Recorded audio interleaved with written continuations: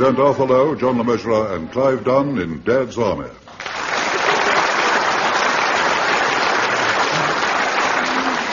My British Buddy, featuring John Lorry, Arnold Ridley, and Ian Lavender, with this week's guests Bill Pertwee, Larry Martin, Jack Watson, Pearl Hackney, Molly Sugden, and Wendy Richard.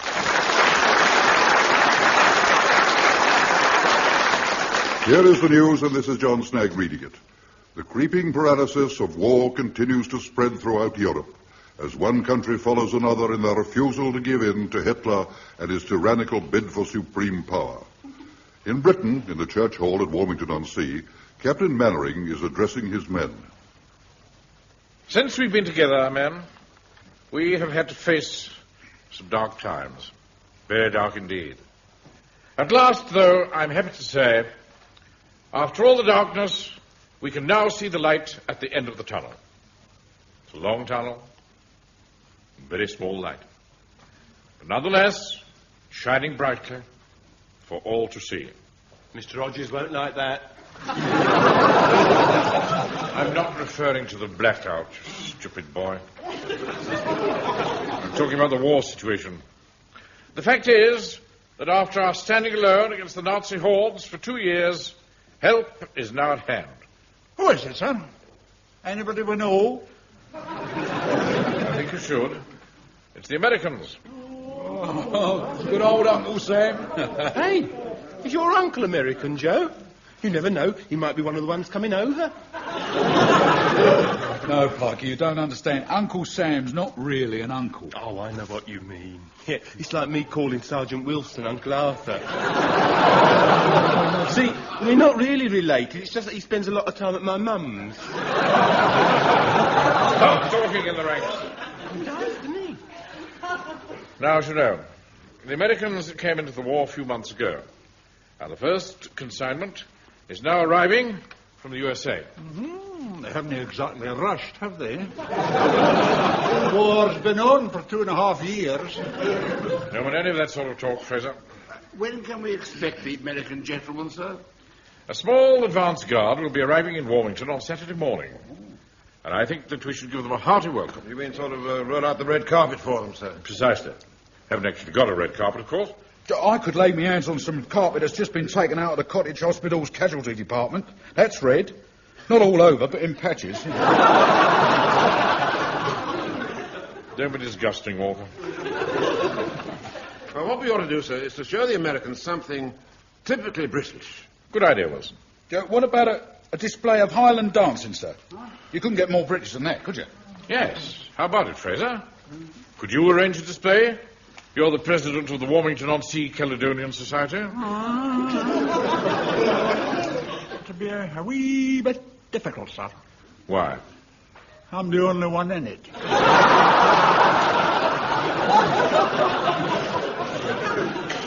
There used to be 2 of us, Jock McLean and me. But when I put the subscriptions up to 5 shillings a year, he wouldn't pay, so I threw him out.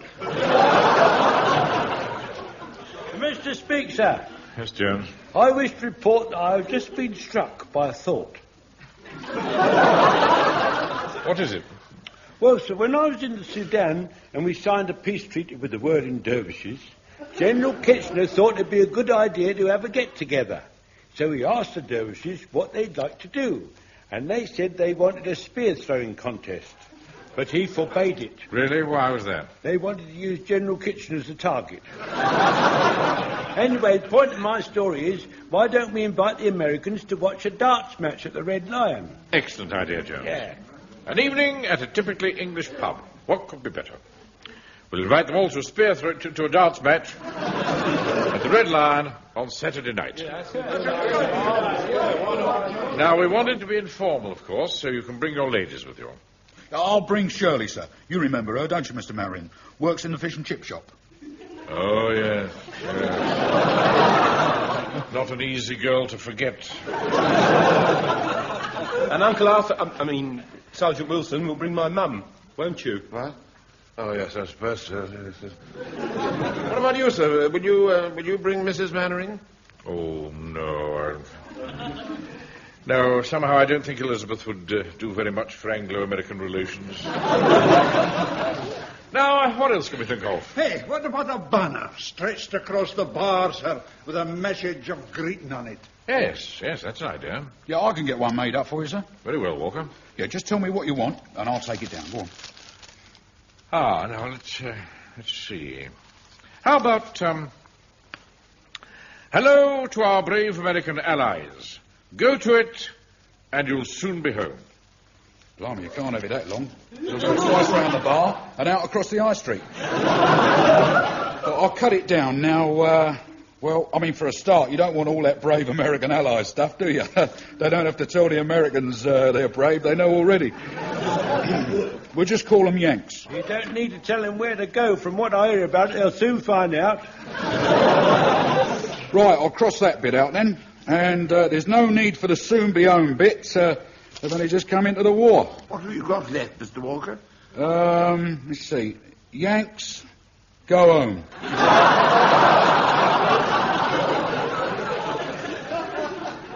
Look, Walker, just make it a short greeting and don't spend more than 10 shillings. Right, sir, just leave it to me. There you are, Mr. Mannering. As ordered, one banner in position. A little brief, isn't it, Walker? Well, you said you didn't want to spend more than 10 bob. Yes, but even for that I expected rather more than high body. Well, at least it's snappy. I mean, the Yanks will like that. So snappy they may not even notice it.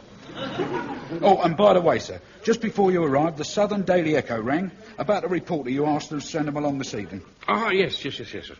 I thought they could do a feature, you know. Warmington on Sea Home Guard meets American troops. Or rather, American troops meet Warmington on Sea Home Guard. Yes, that's much better. Anyway, what time is this reporter coming? He's not, sir. He's not coming? I don't understand. Well, the editor said he was sorry, but they've only got one reporter at the moment. So they had to toss up between us and the Waterboard's production of The Gondoliers. And we lost. Gondoliers? How dare they? Don't they realize that we're making history here tonight? This is real life, not play acting. This is very disappointing news. Well, I'm very sorry, sir, but there it is. Hello, boys. Oh, good evening, Mrs. Fox. Oh, good evening, Mr. Jones. I must say you look very nice tonight. Thank you, Mr. Jones. I wanted to look my best. Americans are used to all these Hollywood blondes, so we've got to look to our laurels. Do you like my scent? Oh, it's lovely. It's Californian poppy. I thought it would be appropriate, don't you? Well, After all, I said to myself, it's up to us girls to do all we can to make those Americans feel at home. I'm sure you agree, Mr. Jones. Oh, yes, I suppose I do. Here, Jonesy, I'm just going to pop out and ring Shirley. She should have been here by now. Yes, OK, Joe. Oh, look, Mrs. Fox, here comes Mr. Wilson and Mrs. Pike. Oh, yes. Evening, Mr. Wilson, Mrs. Pike. Evening, Mr. Jones. Hello, everybody. Hey, look, there's Joe's girlfriend, Shirley. You know, the one with the tight blouse and all the makeup. Oh, yes. I'm sure the Americans will love her. Hello there, Captain. I'm Shirley. Remember me? Oh, yes. Very well. Good evening, Shirley. Have you seen Joe? Well, I believe he's gone to phone you. Yeah, I suppose I'm a bit late, really. I was putting my face on. I beg your pardon? My makeup. I was trying for the demure look. After all, when those Yanks arrive, we don't want them to get the wrong idea about us English girls, do we? I should think there'd be very little chance of that. Well, I suppose I'll have to wait for Joe. At least he'll offer to buy me a drink. Cheek. Wilson, come over here a minute, will you? Coming, sir. What is it? Well, I've been thinking about when these Americans actually get here tonight. Evening, friend. Hello, Bert. Oh, Lord, it's that dreadful fellow Hodges. Hello, Napoleon. Good evening, Hodges. Well, I must say, me and my lads are looking forward to the darts match tonight. Always ready to give you a lot of thrashing. What time did we kick off? 9 o'clock. Why did we have to wait till then?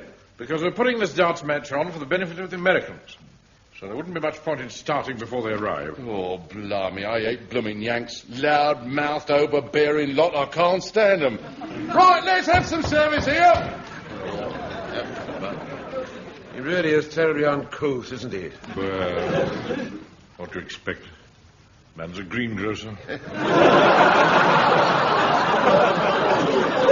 sir, what were you saying before Hodges interrupted? Oh, yes. Now, look. When the Americans arrive, I want you to get everybody lined up. Then I'll say a few appropriate words. You mean you'll make a sort of speech? Yes, that's right. You do realize that the pub closes at 10:30, don't you? What does that mean? Well, you won't make it too long or too formal, will you? Of course I won't. I shall keep it very informal. Apparently there's some sort of colonel in charge of them. Question is, how do you think I should greet him? Well, he'll probably say, "Howdy, partner, put it there."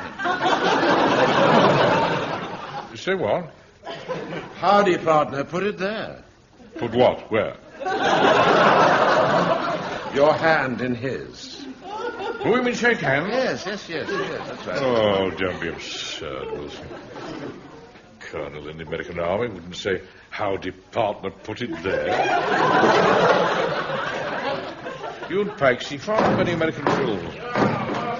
They're here, Mr. Mannering. Right, thank you, Walker. Jones, get the men lined up. Yes, very good, sir. Right, sir. Do it informally. Oh, very good, sir. Come along now, line up informally at the double. Come along.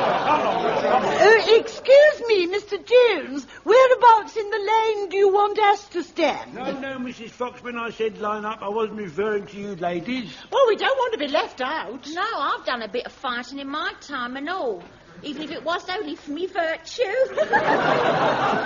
Will you please sit down, ladies? Oh, come on, Mavis. It looks as though we've got all dolled up for nothing. They'll never be able to smell my Californian poppy from over there. Californian poppy? Sir, here they come. That must be the colonel at the end of the group. You'd better do your bit. Right, leave this to me, Wilson. Good evening, Colonel. On behalf of the people of Warmington... Howdy, partner. Put it there.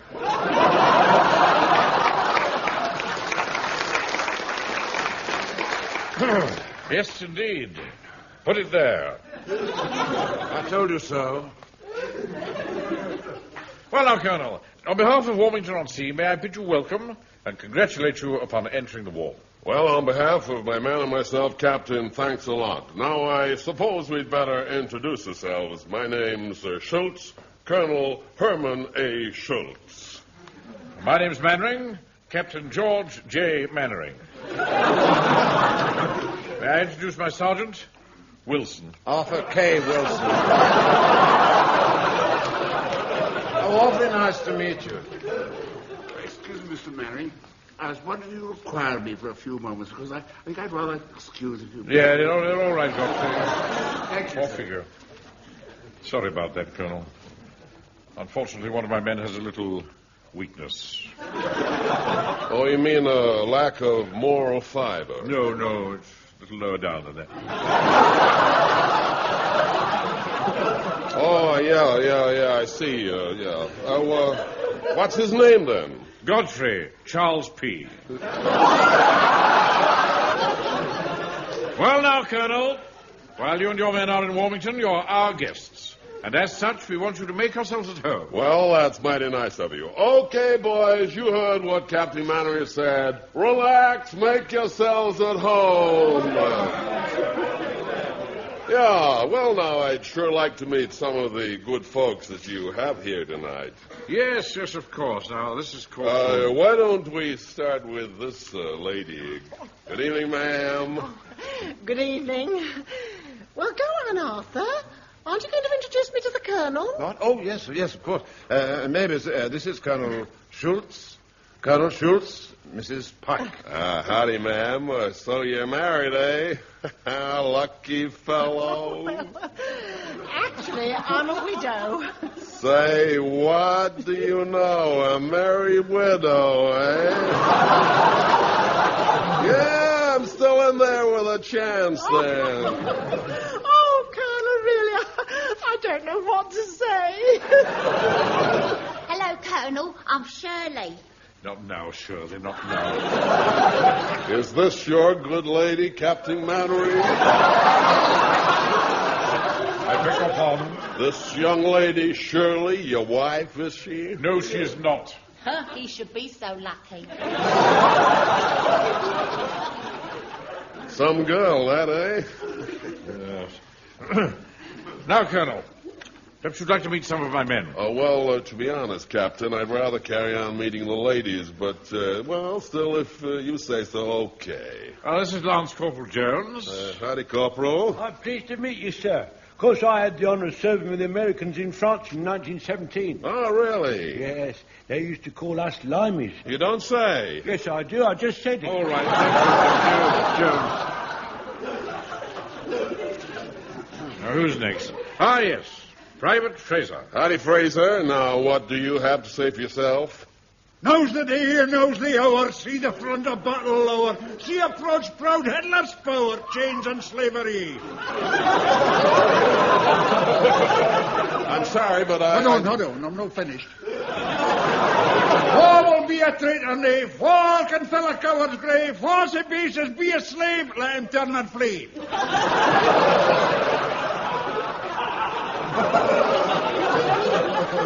You know, Captain Mannering, I didn't realize that you were running an international unit here.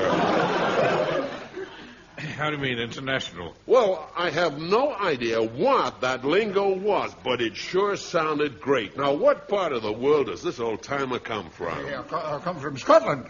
And that wasn't a foreign language. That was a war ballad by Robbie Burns, brought up to date by me.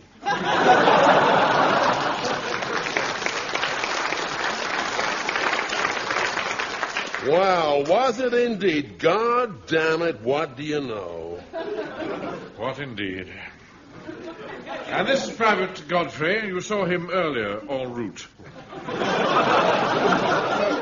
Greetings, sir. Afraid my sister Susie couldn't come tonight. Touch of rheumatics. She sent you some of her upside-down cakes. They're in this tin. Upside...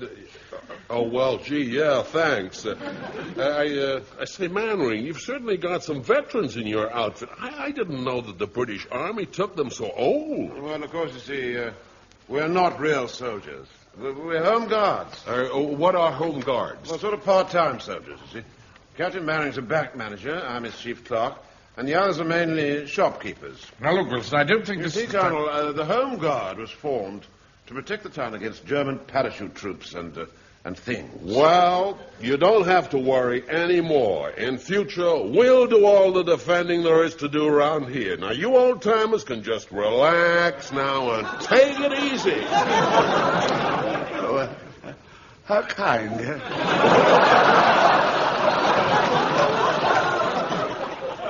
Now, look here, Colonel. Look, why don't we go over to the bar and have a drink? Now, that sounds a great idea. Now, how about it, Captain? Yes, of course. Hey, Joe, we've got to do something quick.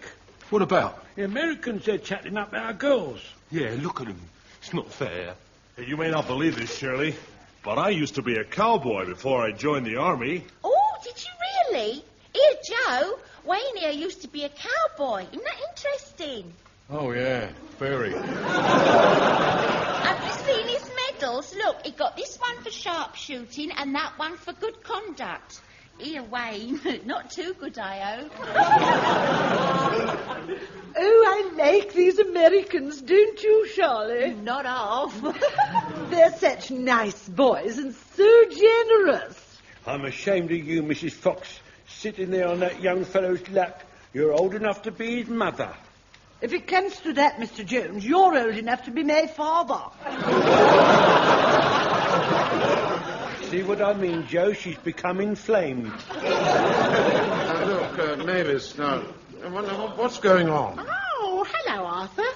The sergeant here is being ever so nice. He says, I'm the perfect English rose.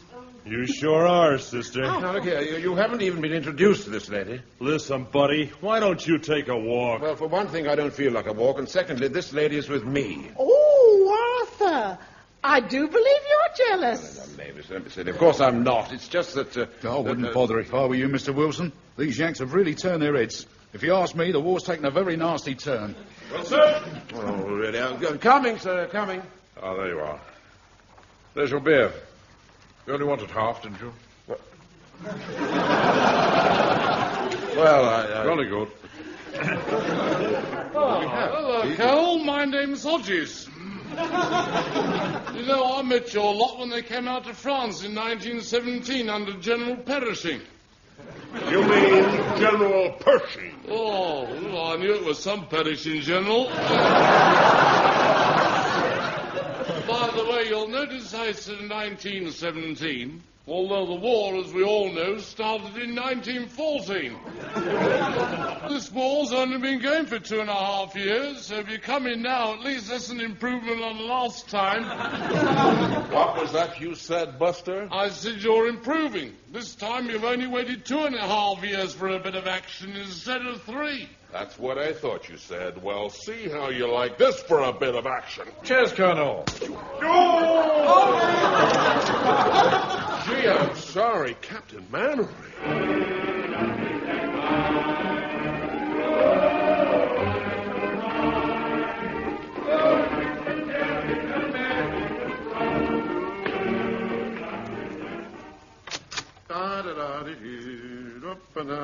Oh, I beg your pardon. I'm so sorry. I didn't realize you were already here. Come in, Wilson. Thank you, sir. By the way, how's the eye? Swelling's gone down a bit, but still very painful. Yes, it really was most unfortunate that you leant forward just at the moment Colonel Schultz lashed out at Hodges. It's here, you see, yes, on the front page of today's Southern Daily Echo. Yes, I know. Good. Just had GHQ on the phone. Oh. They've seen that paper as well. Unfortunately, they also appear to have heard about all the fighting that broke out afterwards. Oh, dear. I assume they're not very happy. That, Wilson, is putting it mildly. Because they're worried that if the Nationals get hold of it, they'll have a field day. You can almost see the headlines now, can't you? British and American troops fight it out in South Coast pub. Oh, what now? Come in. Excuse me, sir. What is it, Jones? Well, sir, me and the platoon have come to see you about a sort of deputation we've made to say how sorry we are about last night and to assure you that it was not our fault. Well, I realise that, Jones. Unfortunately, GHQ feels that it would be best if I made a public apology to Colonel Schultz in order to preserve Anglo-American relations. Oh, you mean you're going to be made the scapegoat, sir? Yes, I'm afraid so. Mind you, if I'm going to take the blame in public, I'm going to make damn sure that GHQ realizes that we weren't actually responsible. In fact, I'm going to send them a full report. So I want you all to tell me in your own words what happened. Let's start with you, Wilson. Off we go. Right, when the fight started, I thought I'd get out of the way, so I dived under a table. That was after he thumped the American sergeant. Yeah, I'm sorry, sir. I only tapped him a couple of times. He's being far too familiar with Mrs. Pike. Your mum was furious. When Uncle Arthur got home, she wouldn't let him in. He had to spend the night in the tool shed. Really, please, Frank, heaven's sake. What about you, Jones? That's a nasty bump you've got on your forehead. Which American did that? None of them, sir. It was Mrs. Fox. I don't understand. Well, she didn't like my attitude to the Yank she was talking to. Why, what was you doing? Banging his head on the floor. Your turn, Fraser. Oh, well, sir, I just gave one of them a wee push. You only understand, just a wee push. He'd knocked my glass of whiskey out of my hand, and no true Scot will tolerate that. It was just unfortunate that he collided with a bottle that Joe Walker here was holding. All right. Hope you're doing with the bottle, Walker. Well, it was like this, sir. When the fight started, I thought I'd better try and calm things down and get a sing-song going. Well, it just so happened that while I was conducting, I had a bottle in each hand. I never heard anything like this in my life. What about you, Pike? I don't suppose you did anything violent? Yes, sir. I have to confess I lost my temper. What did you do? Well, I took my courage in both hands. I went up to one of the Yanks, and I went...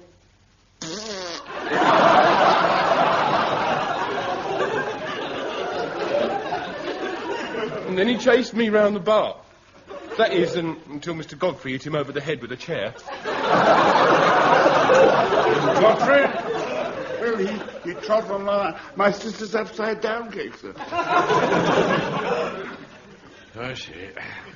Well, I think in the circumstances I'd better let sleeping dogs lie and apologize to Colonel Schultz as GHQ wishes. Well, we were provoked, you know, sir. Yes, I know that, Wilson.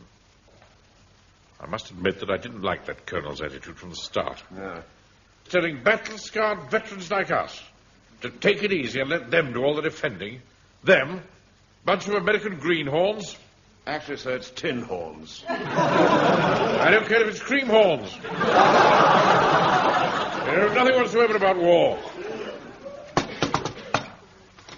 Good evening, Captain Mannering. Oh, good evening, Colonel Schultzholm. I'm sorry to crash in on you like this, Captain. I just want to apologize for last night. Oh, really? Well, No. You know, I never realized what you guys have been through. What with all that goddamn bombing and the food shortages and the like. Anyway, I want to make it up to you, and I bought you some scotch. There you are. 2 bottles of the best. That's very generous of you, Colonel. Isn't it, Wilson? Oh, yes, sir. Awfully generous. Ah, forget it, Captain. It's my pleasure. Now, my men would be here to apologize in person, but we're having a ladies' night in the mess, and they're busy fixing the place up. Did you hear that, Frank?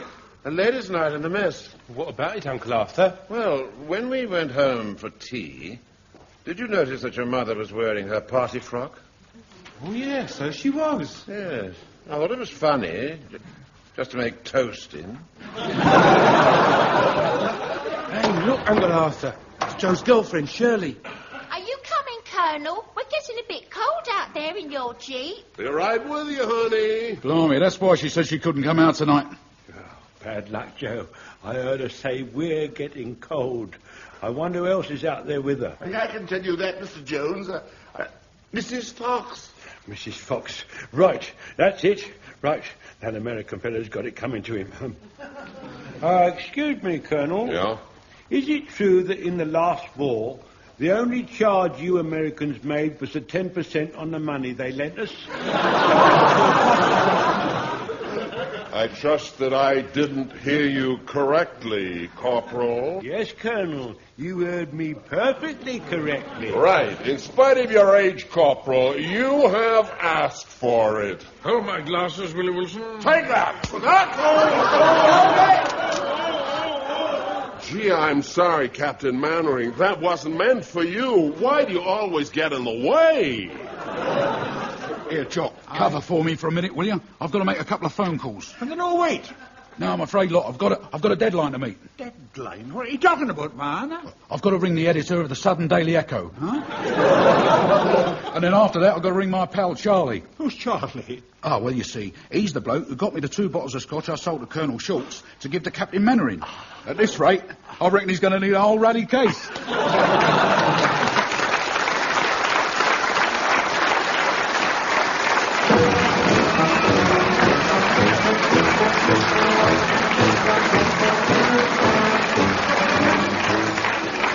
That episode of Dad's Army, based on the original television series by Jimmy Perry and David Croft, you heard Arthur Lowe as Captain Mannering, John LeMessurier as Sergeant Wilson, Clive Dunn, Corporal Jones, John Lorry, Private Fraser, Arnold Ridley, Private Godfrey, Ian Lavender, Private Pike, Bill Pertwee, Chief Warden Hodges, Larry Martin, Private Walker, Jack Watson, Colonel Schultz, Pearl Hackney, Mrs. Pike, Molly Sugden, Mrs. Fox, Wendy Richard as Shirley, and Michael Middleton as the American Sergeant.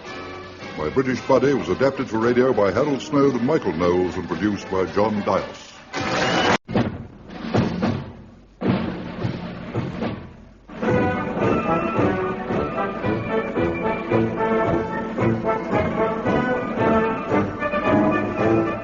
We present Arthur Lowe, John LeMessurier, and Clive Dunn in Dad's Army.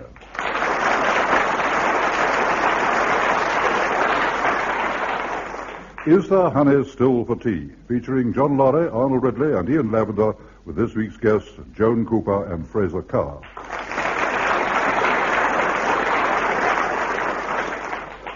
Here is the news, and this is John Snagg reading it. By August 1942, the war is not going too well for Britain and her allies. The Eighth Army once again is in retreat in North Africa. In the Atlantic, U-boats continue to take an appalling toll of merchant shipping. On the Russian front, the devastation of Stalingrad has begun, while closer to home, the Allied raid on Dieppe is repulsed with heavy losses. Despite these setbacks, life goes on. And at Swallows Bank in Warmington-on-Sea, Sergeant Wilson and Private Pike are hard at work in the manager's office.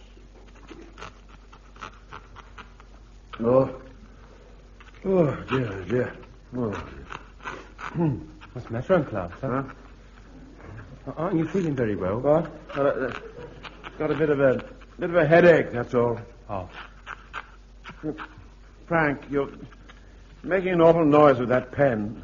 I've got to interrupt the ledger, haven't I? Yes. You know how fussy Mr. Manring is? Yes, I know, but can't you do it a bit more quietly? I mean, you use another nib or something. The only nib I've got.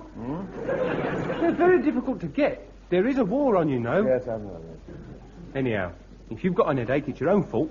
By the time we finish supper, it's always so late you never leave our house until I've gone to bed.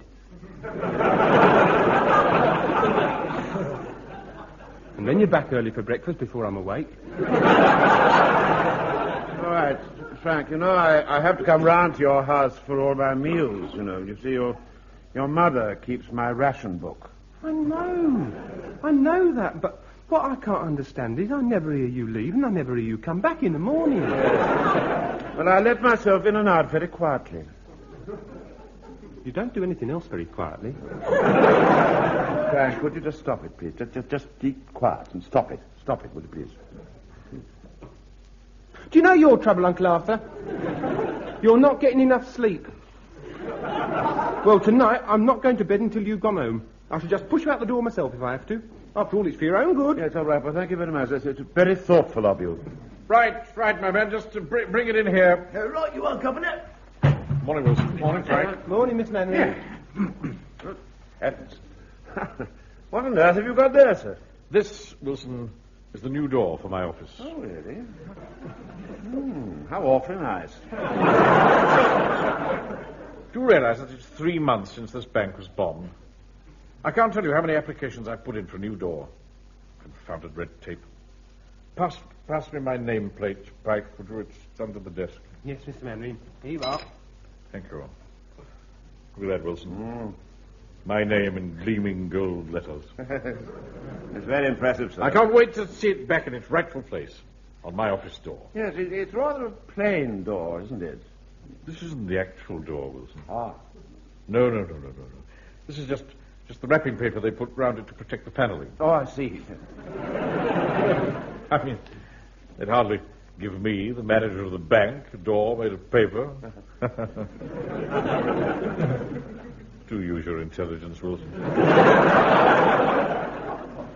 Right, my man, you can take the paper wrapping off. What paper wrapping? This is the door. It's made of paper. Oh, that's right. Tar paper, to be exact. Standard government issue to replace doors in bombed offices. I can't screw my nameplate to a door made of paper. You could stick it on. Be quiet, Pike. Get back to your counter. Yes, sir. This is monstrous. I shall complain to head office. Oh, there's no use going on at me, Governor. Now, do you want me to hang it or not? Oh, very well, yes. Get on with it. All right, you are. It won't take a second. Wilson. Yes? How am I supposed to see important clients in an office with a paper door? Yeah, well, they have paper doors in Japan. What's that got to do with it? Well, I've really no idea. How are people going to knock on it? Well, you could put up a notice saying, don't knock, cough. I'm not having people coughing and spluttering outside my door. Just a minute. I say, you. Yeah? That door's got holes in it. Oh, don't you worry, Governor. I'll soon fix that. Got any stamp paper, Sonny? Yeah, of course. Hold on. Hang on. I'll tear some off for you. Here you are. Tom. Now, I'll just give it a lick. I'll stick a bit here and a bit there.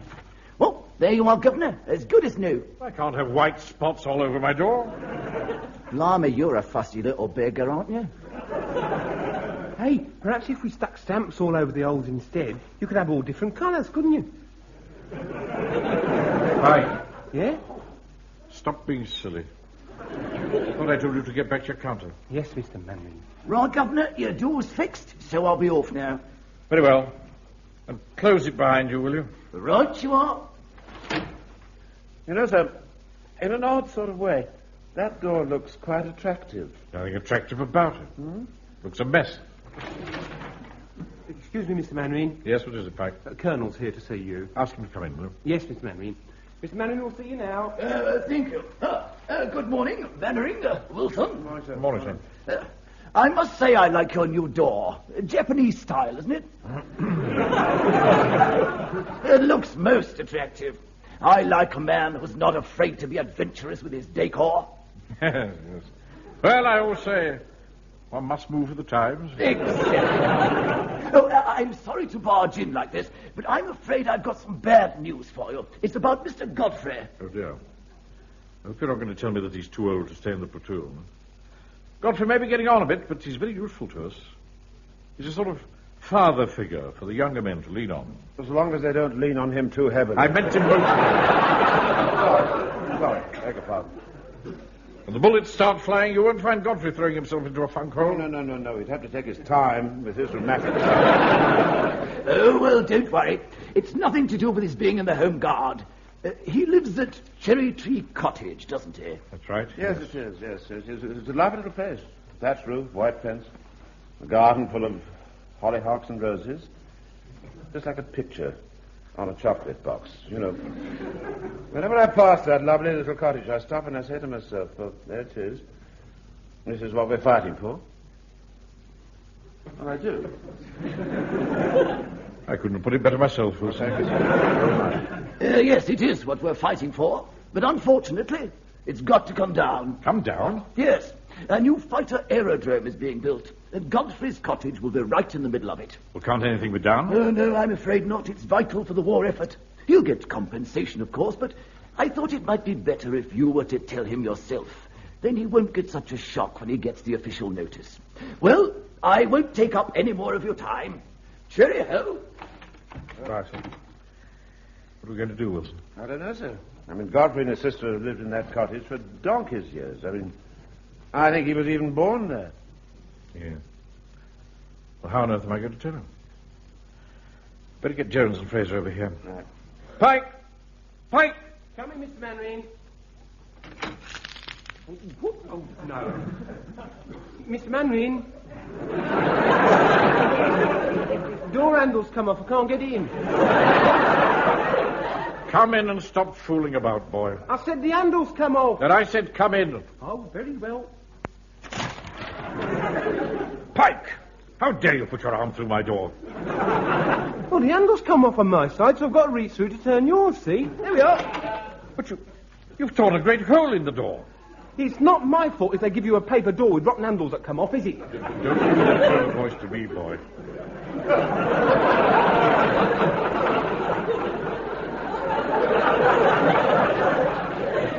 I'll talk to you later. I'll run across the road. Get Jones and Fraser here at the double. Yes, Mr. Manning.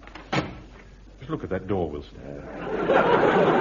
It's not been up 10 minutes. It's already in ruins. Yes, well, nothing's made to last these days, is it? It should have lasted more than 10 minutes. Now, what about Godfrey? Only I could do something to help him. I feel this very deeply, you know, Wilson, very deeply. Yes. Well, then why don't you lend him the money to buy another cottage? Ah. I'm afraid I can't allow my personal feelings to interfere with my position as bank manager. Miss Manring. Yeah. Excuse me, Mr. Manring. Pike, don't stick your head through the door like that. You're making the whole worse. Well, what else can I do? Don't use your head, boy. I did. That'll do.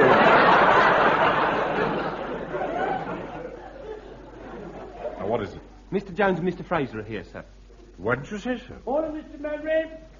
Did you want to see us? Now, just a minute, Jones. I'll open the door. It's a bit...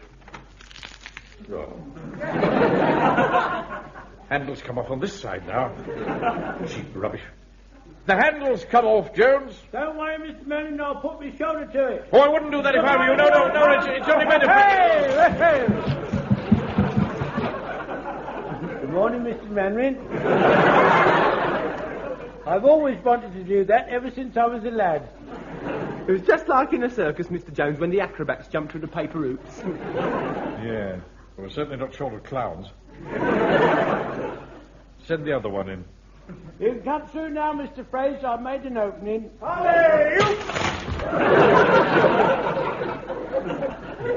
Look what you've done. You've absolutely ruined my door. Oh, sorry about that, Mr. Manning. I tell you what, I've got some old mutton cloth in my shop. We just patch it up with that. Mind you, it's a bit bloodstained. No, thank no. I've got an old shroud, might do the trick. I don't think so, thank you, Fraser. Oh, suit yourself. None of my customers have ever complained before. Now, I've asked you both along here this morning because I've had some rather disturbing news about Godfrey. Have you been after Mrs. Prentice again? No. Nothing like that at all. Apparently they're going to build a new aerodrome, and Godfrey's cottage has got to come down to make way for it. And the Colonel has asked me to break the news to him. They can't do that to poor Mr. Godfrey. At his age, the shock could quite easily kill him. And you'll be responsible. Did you hear what I said, Mr. Mannering? You will be responsible. Yes, all right. Answer that, Wilson, will you, please? All right, sir. Hello? Yeah, Swallow's Bank. Yeah, yes. Hello? Oh, Raymond, yes. Yes. What? Look, can we get on, please? Yeah. Now, Jones, Fraser, the situation is... Well, all right, I'll tell him, Raymond. I'll tell him. Excuse me, sir. Jones, your boy Raymond says that Fraser's boy, Heathcliff, told him very rudely to move the offal queue away from the front of Fraser's funeral parlour. Is that true, Mr. Fraser? I told him to get him shifted. How dare you interfere with my offal queue? They have no right to queue up in front of my premises. I don't want a lot of fat women gawking in at my window arguing about their points. My offal queue don't want to look in your rotten window. It's only got an old iron urn and a bit of old velvet in it. It's better than your window. All you've got is two plastered pigs with stupid expressions on their faces. Not my fault. I can't get any meat. Look, Jones, Fraser. We're all very busy, so will you please just give me your attention for 2 minutes? As I said, the Colonel has asked me to tell Godfrey, but I feel, well, that is, Sergeant Wilson, I feel it might be better if you, Jones, or you, Fraser, told him. After all, you're both his contemporaries. What you mean is you're trying to wriggle out of it? Mr. Manning is not trying to wriggle out of it. May I remind you that Mr. Manning is not only a bank manager, he's also our commanding officer and a gentleman. And further... Wait a minute. Mr. Fraser, those two little plaster pigs in my window haven't got stupid expressions on their faces. They got happy, laughing faces. I tell you, just a minute. I don't know what you're... Wilson, it's no good. You and I are just going to have to go to Godfrey's cottage tomorrow afternoon and tell him. Oh, very well, sir. We shall have to be diplomatic, of course. Mustn't rush in. We shall have to pick the right moment to tell Godfrey. Well, how will we know when that moment is? Hey, in that film, Dangerous Moonlight... You see, Anton Walbrook had to tell his girlfriend that he was leaving Poland forever, so he played the piano to take her mind off it. Uncle Arthur could do that. He plays the piano very well. I don't think that's very appropriate, Frank. Godfrey's tone deaf anyway. No, on reflection, I think we shall just have to go in there, take the bull by the horns, and grasp the nettle. There aren't any nettles in Mr. Godfrey's garden. And he'd certainly never let bulls get in and tear up all his lovely flowers. Aren't those roses beautiful? Yes, aren't they? Hello, Mr. Manning. Mr. Wilson. Frank. Afternoon, Mr. Godfrey. Mr. Mannering's got something to tell you. Be quiet. Well, aren't you going to grasp the nettle? I said be quiet. Just passing, Godfrey. Thought we'd stop and say hello. How awfully nice of you, sir. You're just in time to join us for tea. Sissy. Yes, Charles, dear? Look who's dropped in for tea. Oh, how very nice.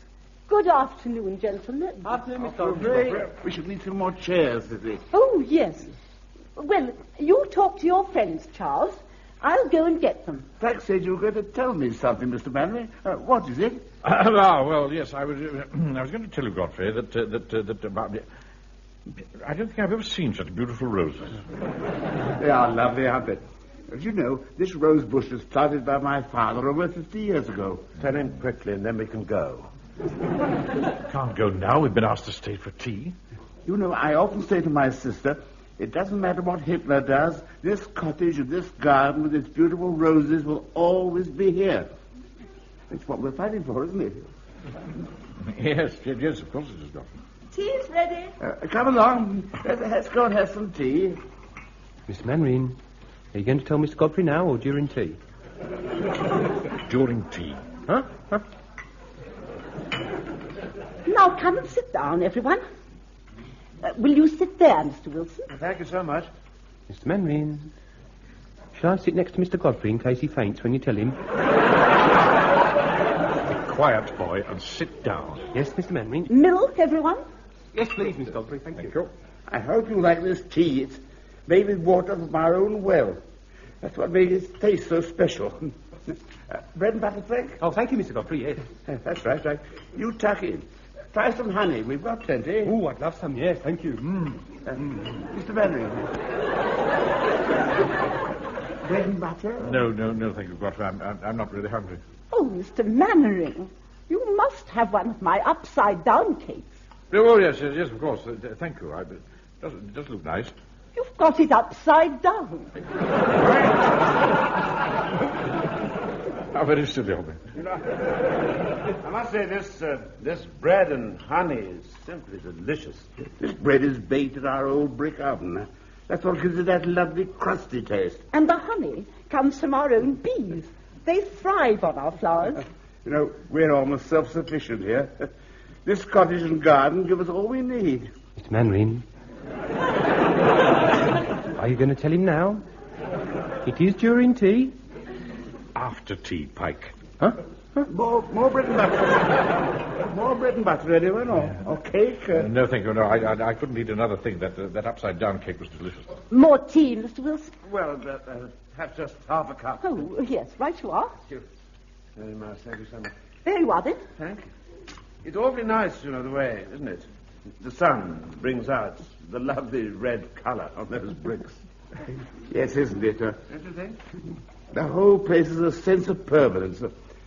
My sister and I always say that this cottage stands for England, don't we? Yes, we do, Charles. Mr. Manring, it's after tea. You can't wait any longer. You've got to tell him. Yes, you're right, Pike. Godfrey? Yes, Mr. Manring? The fact is, Godfrey, that Wilson has something to say to you.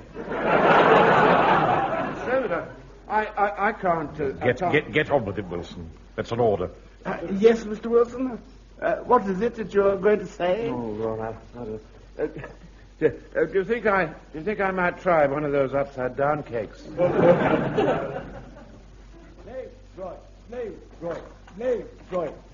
Right. Oh! I think that's far enough away from the guard hut. Nothing, Judgy. What's all this about, son? Well, you see, Jock, Mr. Manring went round to Mr. Godfrey's on Saturday afternoon to tell him about the new aerodrome. As Mr. Godfrey's sister was there, he thought the shock would be too much for her, and I quite agreed with him. I told him I thought it'd be better if Mr. Godfrey was alone when we told him. When we told him? Yes, and Mr. Manning was very grateful for my advice. He said he'd give us a couple of minutes out here, and then he'd send Mr. Godfrey along with our flask of tea. Man, have you not got enough sense to see that Mannering has left us holding the baby? That's not fair, That is not fair. Mr. Manning thought that as senior members of the platoon, it'd be more tactful coming from us. You will back me up, won't you? Well, very well, then. I'll maneuver the conversation in that direction for you. Yes. Mr. Jones, Mr. Fraser? Oh, hello, Mr. Godfrey. What brings you out here? Well, Mr. Manning thought you might like a nice hot cup of tea, and he asked me to bring it out personally. Well, that's very nice. That's nice of you. Come on, Jock, we better get it over with and done with. You start to manure the conversation round. Right. Hey. Godfrey, son. Jonesy here has some bad news for you. How was that, Jonesy? All right? Well, Steinwell's going on patrol now. No, don't leave me, Jock. Sorry, Jonesy, the war comes first. Anyway, I'm only going as far as your own telephone box. Cheerio, boy, cheerio. What did Mr. Fraser mean about bad news? What? Who? Well, never mind. We'll come to that in a minute. Let's enjoy a nice cup of tea first, shall we? All right. Yeah. There you are, Mr. Jones. Oh, thank you. The cup that cheers, eh? Well, now, Mr. Godfrey, the point is, at a time like this, we're all fighting for our lives, our very existence even, and we've all got to make sacrifices. Oh, yes, I know. I gave up taking sugar in my tea some months ago. Hey, I see. Now, take Mr. Mandarin, for instance. He's got to make sacrifices. They've given him a paper door. Fancy a man of his status having to sit in an office with a paper door. And what's worse, I torn it. It's the same with houses. I mean, if some highly important person comes along, all nonchalant-like, and says to me, I've got to knock down your house for the war effort. I've got to let him do it. Oh, dear, I'm so sorry. They're going to knock yours down as well, are they? No, they're not going to knock my house down. Wait a minute.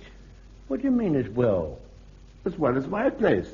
You mean you know? Oh, yes, we were told officially yesterday. I was going to speak to Mr. Mannering about it, but I didn't want to upset him. You know how easily he gets upset.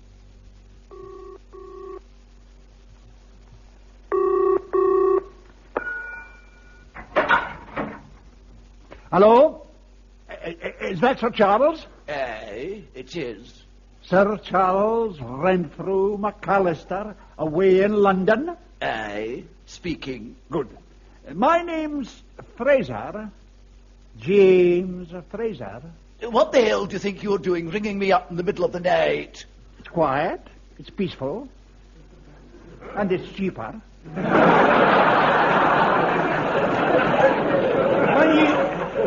It still cost me a whole shilling just for 3 minutes. Now, look here. What do you want? Tell me, are you the minister in charge of building the new aerodrome at Warmington-on-Sea? Now, look, if you're after a building contract, there's nothing doing. That's it, no, that, man. No. What do you want, then? I just want you to shift the aerodrome a wee bit. Shift it? Are you mad? Hold on. You've just only got your knighthood, have you not? Well, what's that got to do with it? Well, I was reading in the papers that you come from a very old Scottish family, one that can trace its origins way back to Robert the Bruce. You surely haven't woken me up to discuss my ancestors. No, I've woken me up to ask you this. You couldn't have possibly be the laddie of the same name whose father used to keep the fish and chip shop in the wild and lonely Isle of Barra. Who was expelled from school for cheating. Who got that bonny wee thing, Jenny McTavish, into trouble. And who got the sack from the draper's shop in the high street for getting his fingers caught in the till. That wouldn't be you, would it? Most certainly not. Oh, that's all right. And in that case, you'll not object to me telling the whole story to a certain society magazine. Look, man, I've got the number right here in front of me.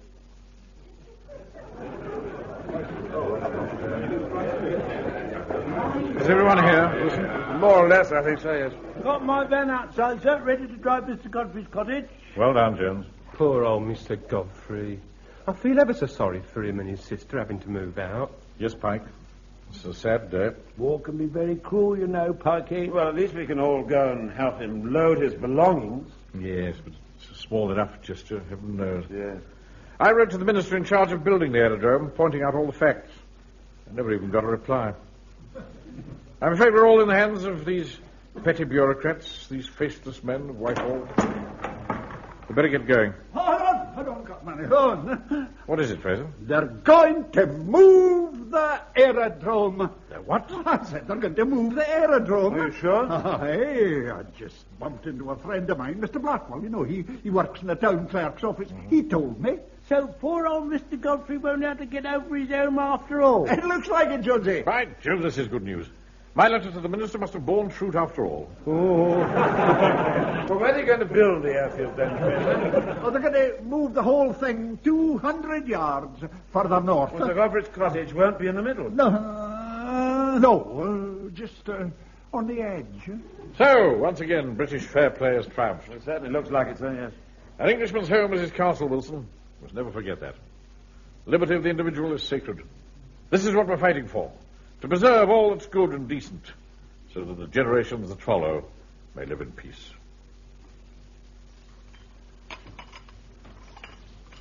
Come along, everybody. Eat up. Some more bread and honey, Frank, dear. Oh, yes, please, Miss Godfrey, thank you. I must say, Robert, this is awfully nice, you know. Rather different from the last time we all had tea with you. Yes, isn't it? Mr. Mannering couldn't make up his mind how on earth he was going to break the news to you. Quite so, Wilson. You know, I'm more than ever convinced that it must have been my letter to the minister that finally got the whole thing sorted out. Oh, no doubt about that, Mr. Manning. No doubt about that.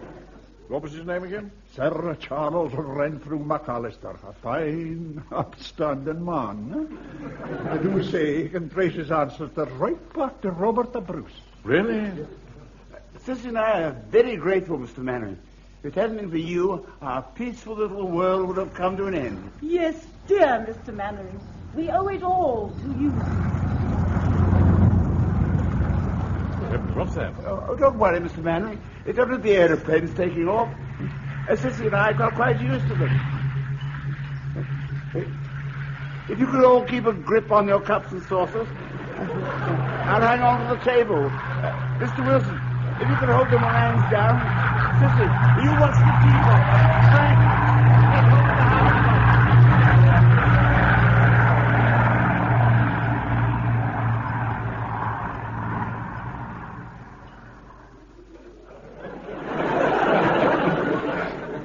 Good Lord, Godfrey. Thank goodness that's over.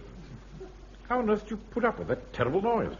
Oh, Sissy and I quite enjoy it, really. It makes us both feel closer to the war effort. Does it? A bit too close for my liking.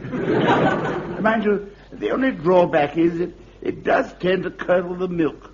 Look out, everybody. Here comes the second wave. Hold on, everyone. Hold on.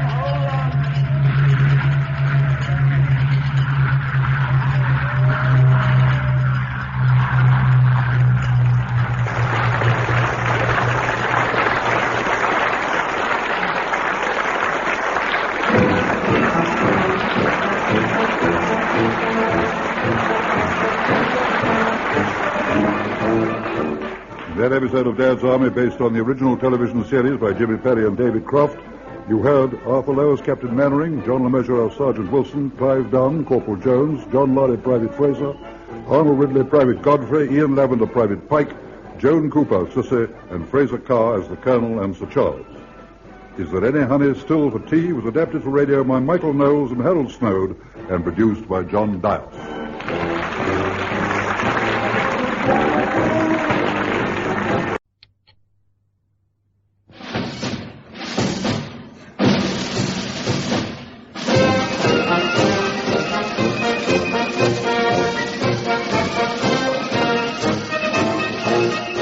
Present Arthur Lowe, John LeMessurier, and Clive Dunn in Dad's Army.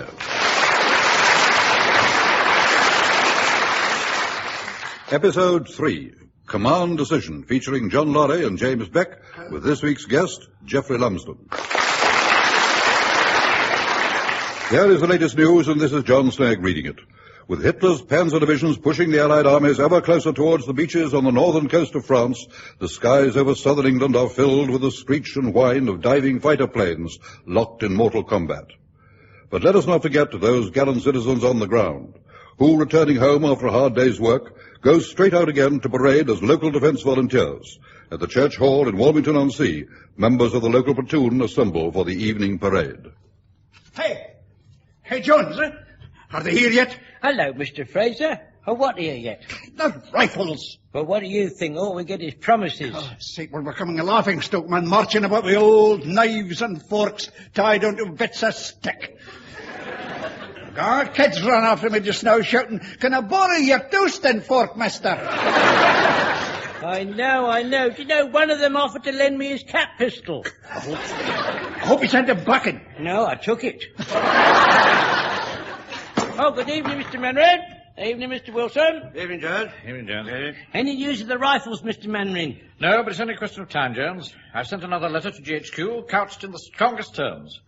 They're bound to accede to a request from front-line troops like ourselves. Very good, sir. Are the men ready for parade? Yes, sir. Right, better carry on then, Wilson. I say, yes. All right, everybody. Would you mind falling in, please? All right. Got attention. I'm sorry, Mr. Wilson. Yeah, well, you better try that again, Jonesy, I think. Yes, sir. I'll get the hang of it in a minute. All right. Squad, stand at ease. Sorry. All right. Squad, attention. Jones. Yes, Mr. Wilson. Do try and keep up with the others. Yes, sir. Very good, Mr. Wilson. All right. Squad, stand at ease. I'm sorry about that, Mr. Wilson. All right, once again. Squad, attention. Yes? No, Jones. Mannering, I think it would save time if we settled for that. Yes. Go on to the next bit. Oh, yes. Right. Squad, present and correct, sir, and ready for your inspection. Thank you, Sergeant. All right. Hey, will we be having the rifles soon? Very soon, I hope, Fraser. Thank God for that. Wilson, come here a minute. Yes, sir? I detect an undercurrent of dissatisfaction from the men. Well, yes, you see, it's probably because they haven't got any rifles. They don't really feel like, proper soldiers. No, I understand that. I'll have a word with them, boost their flagging spirit. Right. Now, listen, men. I know that you're worried about the rifles. It's not easy being a frontline fighting force, armed only with picks and staves. But rest assured, I shall not cease from mental strife until those rifles are in your hands. I promise you will have them before the week is out. Oh, Mr. Mannering, what would we do without you? You're our inspiration, sir. Oh, come now, Jones. One just tries to do one's best.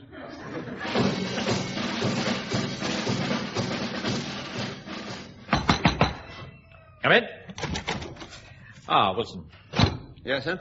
Any news from GHQ? No, not a thing, sir, no. I think you were a little hasty last night, sir, when you promised the men you would get them rifles before the week was out. Well, I had to say something. Must keep their morale up somehow. Yes? There's a Colonel Square to see you, Mr. Mannering. Colonel Square? Did he say what he wants? He just said he must see you on a most urgent military matter. Ah, Wilson. He must be from GHQ with news of our rifles. Send him in straight away. Do you really think he's come about the rifles? Oh, yes. Now you can see how important it is, Wilson, to have a commanding officer like me who carries some weight for the top brass. Well, no one would dispute that you carry weight, sir. What do you mean by that? Well, especially with the men. Yes, exactly. A promise is a promise, and I never break my word. Ah, I'm Colonel Square. You must be Mainwaring. Oh, how do you do, Colonel? Actually, it's pronounced Mannering. Then why the hell do you spell it Mainwaring? A lot of nonsense. Sit down, Colonel. Ah, thank you.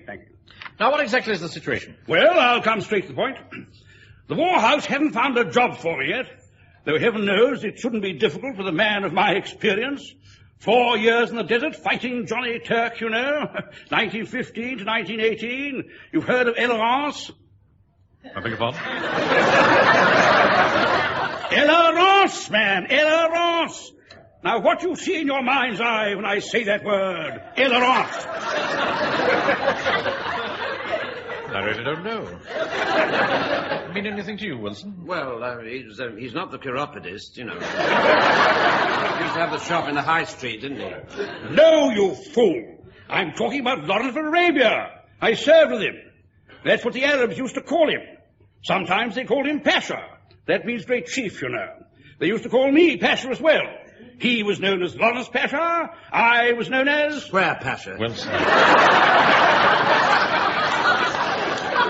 I'm sorry, sir. Just slipped out. Well, now, when do you want me to take over? Take over? Yes, take over the platoon, man. I realize it's a bit of a blow to you. There's a lot of you chaps about want to be generals overnight, mean well, but you know damn all about soldiering. And war is a serious professional business. And this situation needs professionals, trained in guerrilla warfare, like me. So if I'm going to join your lot, I've got to take over. Well, I'm afraid there's no establishment for another officer in the platoon. I am the captain. Wilson here's the sergeant. Might be able to fit you in as a corporal.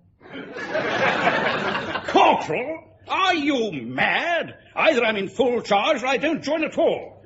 I'm sure another platoon would welcome me with open arms, to say nothing of my rifles. I'm very sorry, there's just no rifles? That's what I said, rifles. I've got about 20 of them. 20? You hear that, Wilson? They're not brand new, of course, but they're in top-hole condition. Well, Mainwaring, don't you want them? Oh, yes, of course we do. So do the Eastgate platoon. Well, the choice is yours. Do I take over full command, or do I take my rifles elsewhere? I'll give you 2 days to make up your mind. When you do, phone me. Here's my card. Thank you. I'll soon start making soldiers of you, but don't take too long to decide. We've got a lot of work to do. Page up! Damned impertinence. Do you ever hear anything like that? No, sir. It makes it very difficult. What do you mean, difficult? Well, for you, sir. I mean, it's a terrible decision to have to take. I don't see where the decision comes in. We don't want old fools like that in command. Yeah, well, he has commanded guerrillas. Oh, in 1917, maybe. What does he know about modern warfare? Yes, well, of course. What do any of us know? Are you suggesting that I should stand down? No, I wouldn't suggest that, sir. Not at all. No, sir, no. Oh, certainly not. Good. It would have to be entirely your own decision.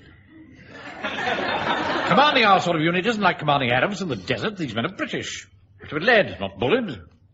Have to have the right personality. Oh, I do agree on that point, sir. Absolutely, yes. The thing is, which is the most important weapon to you? Your personality or his rifles? Yes, I see. Well, he's given us 2 days to decide. We've got to get some rifles from somewhere. Yes, sir. If by tomorrow night there's no reaction from GHQ to my letter, there's only one course open to me. You mean you stand down, sir? No, phone them direct. Oh.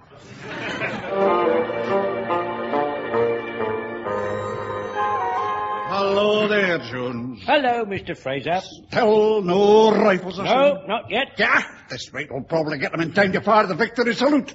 What's Mannering doing about it? Nothing, I suppose. Well, he's doing his best, Mr. Fraser. It's not easy, you know. If you ask me, we'd be better off with Colonel Square. Don't say that, Mr. Fraser. At least he's got rifles. Who's got rifles? Oh, hello, Walker. We was just talking about Colonel Square. Oh, blimey, yeah. We don't want him taking over the platoon, do we? As a matter of fact, I was going in to see Mannering. I might be able to fix him up with some rifles. Really, Joe? Yeah. Mind you, it'll cost him. Well, you better hurry up, then. He's in the office phoning GHQ now. Hello? Hello. It's a very bad line, this, Wilson. Is it, sir?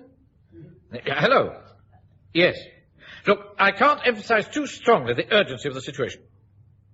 What? Yes, I'll hold on. Evening, Mr. Mannering. Oh, hello, Walker. What is it? Well, I've just been on the blower to a geezer in the smoke. I can get some rifles for you, sir. Many as you want, in fact. 18 quid a ton. I'm afraid that's out of the question, Walker. Where do they come from? Ah, well, you don't ask, do you? But this geezer's a very good friend of mine. He's very discreet and reliable. I'm sorry, Walker. He's got a Lewis gun for 100 quid. 100 quid? Sounds rather a lot. Yeah, well, I told him he was opening his mouth a bit wide, but he won't shift. But I look at it this way. There's a vault full of oncers in your bank, Mr. Mannering. And who's going to count it except you and Mr. Wilson? Walker, your proposition is quite outrageous. Kindly rejoin the platoon. Right, sorry, sir. No offence. Here, listen. Do you fancy some Mills bombs? £1 each, deadly. No! Right. What? Yes, I'm still holding on. Good afternoon, sir. About this rifle situation. Yeah. Yeah, I understand that, sir. But can't you let me have even half a dozen? There's division upon division of trained, ruthless men just across the water, and all I've got is carving knives and pitchforks. Yes. I see. All right, sir. Goodbye.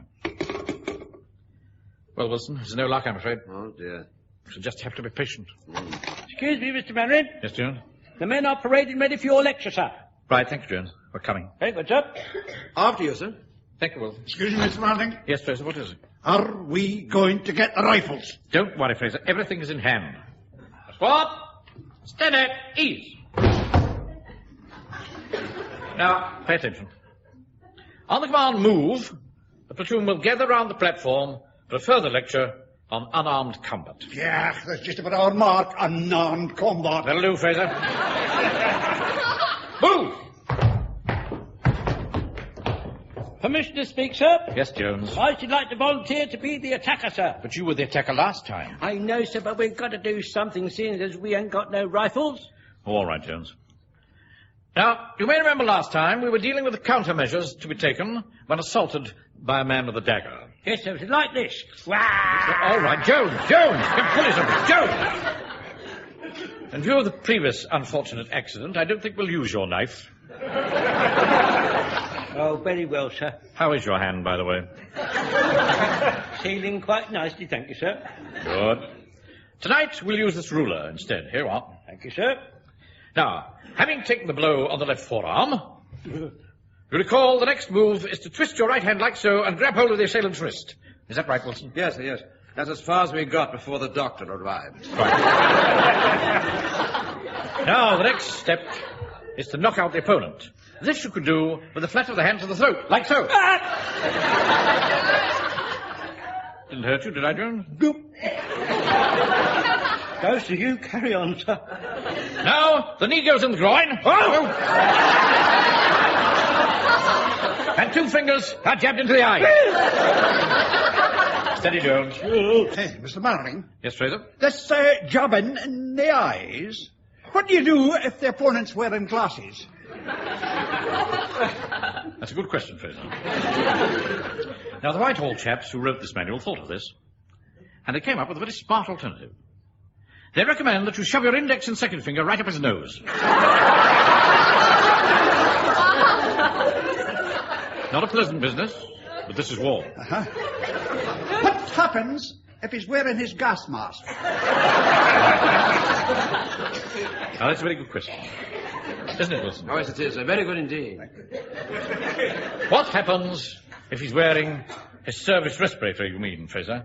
Must get in the habit of giving these things their correct names. Service respirator.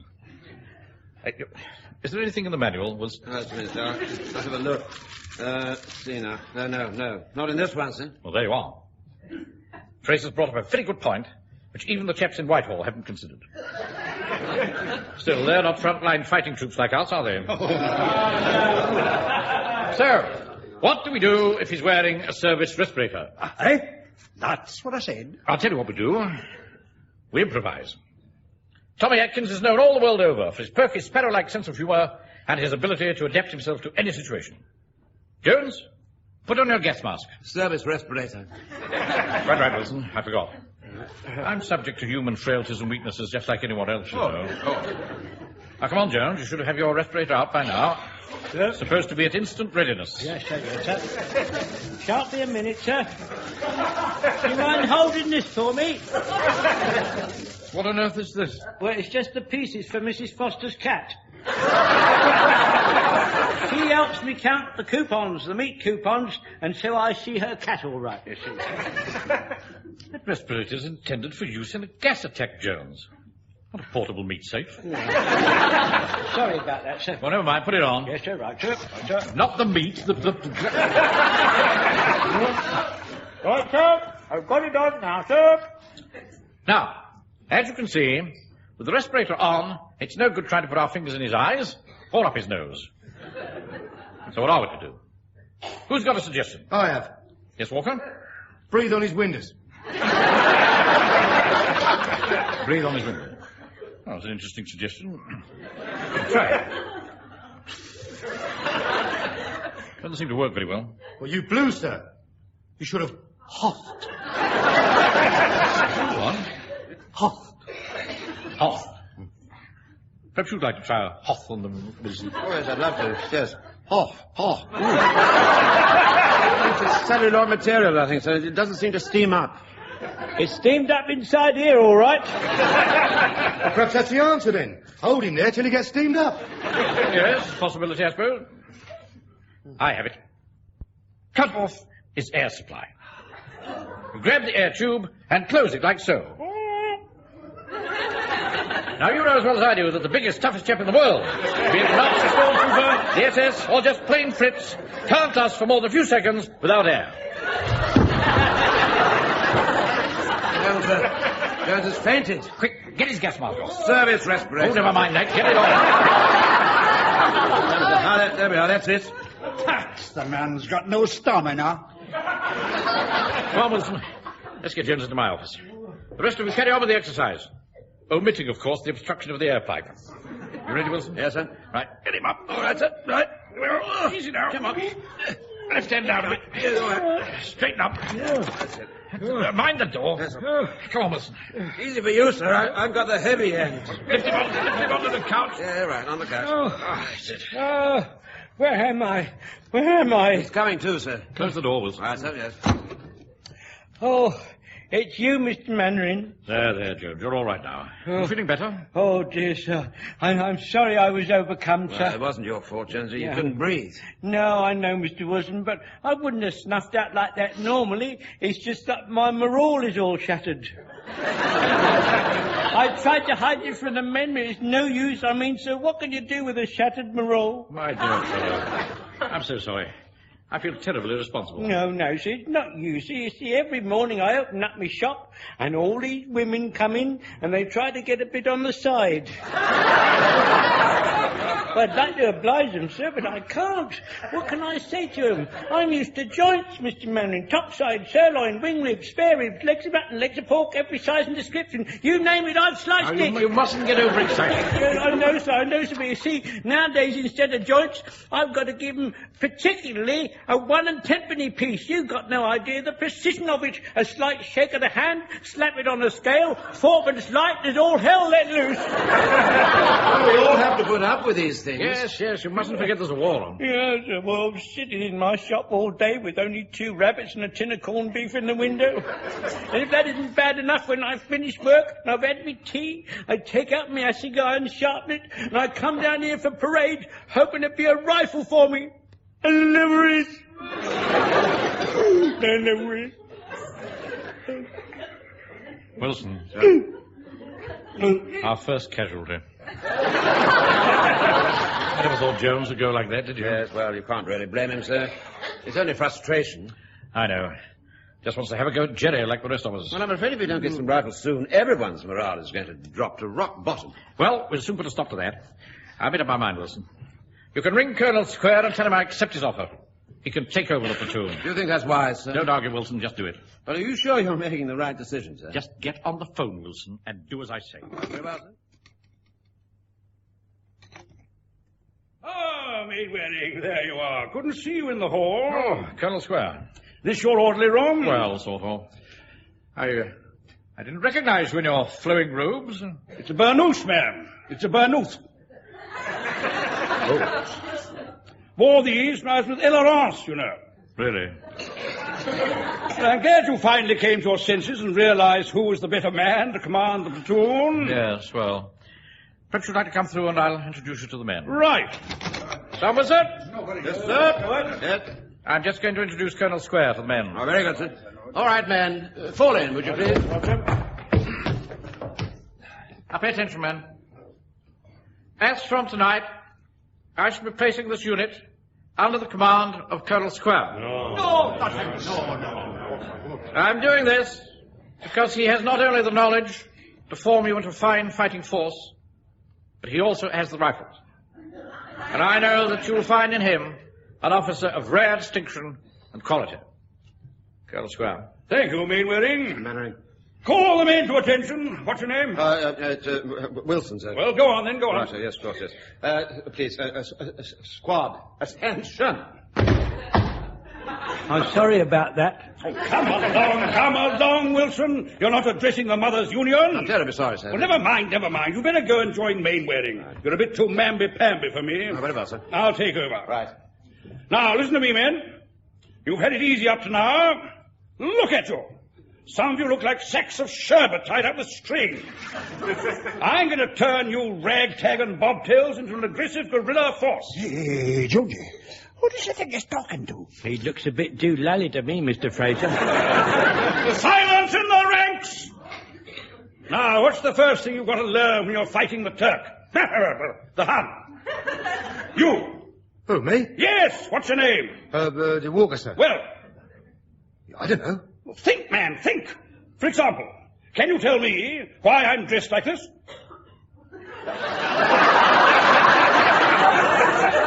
You're going on to a fancy dress ball. No, you fool. It's camouflage, isn't it? Camouflage. Blend with your surroundings. Yeah, but if you were going to blend with these surroundings, you'd have to look like a piece of the floorboard, wouldn't you? Take his head! Take his head! Gun carriage at dawn, 20 lashes. Well, then, Wilson, he's back in the desert, meeting out 20 lashes. Yes, well, we must humour him, I suppose, sir, but we do need his rifles. Right. Now, you've got your camouflage. What next? Element of supplies. Fast, mobile patrols. Strike from the hills and disappear into the night. Hey, Jonesy. Yeah? The man's unhinged. We had an officer like him in the Sudan. Mad Harry, they called him. It's the sun, you know. It gets to them. Silence, you old fool! Who, me? Yes, you! Oh, you can't talk to me like that. Silence, I say! What's your name? What's your name? Jones, sir, Jones, sir. My hat, if you weren't so senile, I'd have you staked out in the sun for answering me back. He really is terribly rude, isn't he? Yes. Pay attention! Now, I've brought my rifles. They're in the shooting break outside. On the command, move. You will follow me into the yard, and I shall issue each of you with a rifle. Move! Come along, come along! Mr. Manning, I beg your pardon, Mr. Manning. What is it, Fraser? Well, sir, some of us think we stand more chance against Hitler with you and our pitchforks than with your loony. You were locked up. I was again the idea of Colonel Square taking over from the very start, you know. Yes, thank you, Fraser. Very loyal of you. I'm only allowing you to go through all this because we must have those rifles. Here, Mr. Mannering. Yes, Walker? I think you better come and have a look at these rifles. What on earth are they? Gosh, Arabian muzzle loaders by the look of them. No, man, they were obsolete 60 years ago. Arabian? Good heavens, the man's a maniac. We've been hoodwinked, Wilson, hoodwinked. Yes, sir, it does rather look like it. Come on, Wilson. We'll send him and his rifles packing. This is war, not the desert song.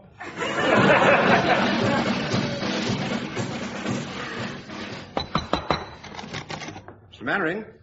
Yes, come in. Isn't it about time we started the parade, sir? I mean, the men are all here. Yes, I suppose we'd better. Tell me, Wilson, how do you judge the mood of the men after last night's little escapade? Oh, I think they're very relieved that you're still in command, sir. That's very gratifying. All the same, Yeah. I can't help feeling it was a pity you ever promised the men that have rifles before the end of the week. I mean, it was rather rash. A commander of the field must take decisions, rash or otherwise. That's what makes him a leader. Captain Mannering here. Yes, sir? Yes. Oh. I see. Yep. Thank you very much. Was that news of the rifle, sir? No, I'm afraid not. It's just a message from GHQ to say that we are no longer local defence volunteers. In future, we will be known as the Home Guard. Well, that's good news, sir. Oh, yes. Yes, I'm sure it'll frighten the Germans to death. To know that they no longer have a bunch of unarmed local defence volunteers to deal with. Instead, they've got to face an unarmed bunch of Home Guards. Come in. Captain Mannering? Yes? I'm from GHQ. I've got 500 LDV armbands for you. You're a bit late. I got here as soon as I could. We're Home Guard now. I don't know anything about that. Sign here, will you, sir? Oh, very well. And here, sir. And, here. There you are. Thank you. I'll just go and get him. I'll park the 10-tonner outside. Won't be a jiffy. What a waste of petrol. Using a 10-ton lorry to transport 500 armbands. You realise that's 25 each for us. We'll look rather overdressed, won't we? Okay if I leave the stuff by the door? Oh, yes. Right. There you are, then. Scruffy individual, that driver, isn't he? Yes, he is rather, yes. Glad he's not in my platoon. Good night, sir. Fancy sending us 500 LD... Wilson? Hmm? Do my eyes deceive me? Or has he left some rifles? Good Lord, sir, you're right. Yes, he has. 5 rifles. At last, GHQ have come to their senses, Wilson. They always take note of someone with authority, you know. Armed with these rifles, we are now a fighting force to be reckoned with. Yes, sir. Right, Wilson. I'll take this one. You bring the others. Are you sure you can manage, sir? Yes, thank you. Come on, I'll see the men and show them that their faith in their leader was not misplaced. After you, sir. Thank you, men. Aye, well done, Captain. Tonight, as I promised you, we have received our first consignment of weapons. 5 sparkling Ross rifles. More will follow, and when Hitler kicks off, this town is going down in the annals of history as the place that stopped him. So come on, Adolf! Do your damnedest!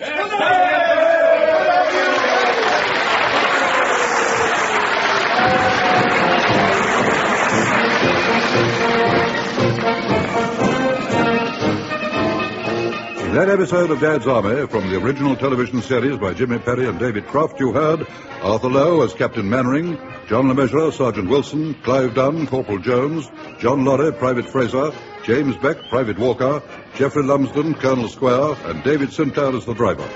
Command Decision was adapted for radio by Michael Knowles and Harold Snowd and produced by John Dias.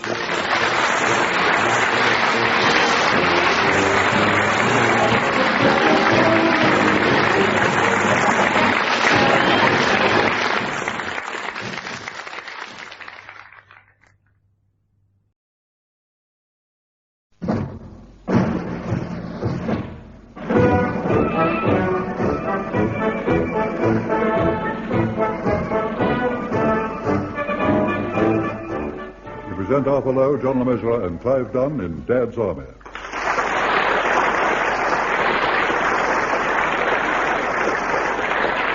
"10 Seconds from Now," featuring John Lorry, Arnold Ridley, and Ian Lavender, with this week's guests, Frank Thornton and Larry Martin.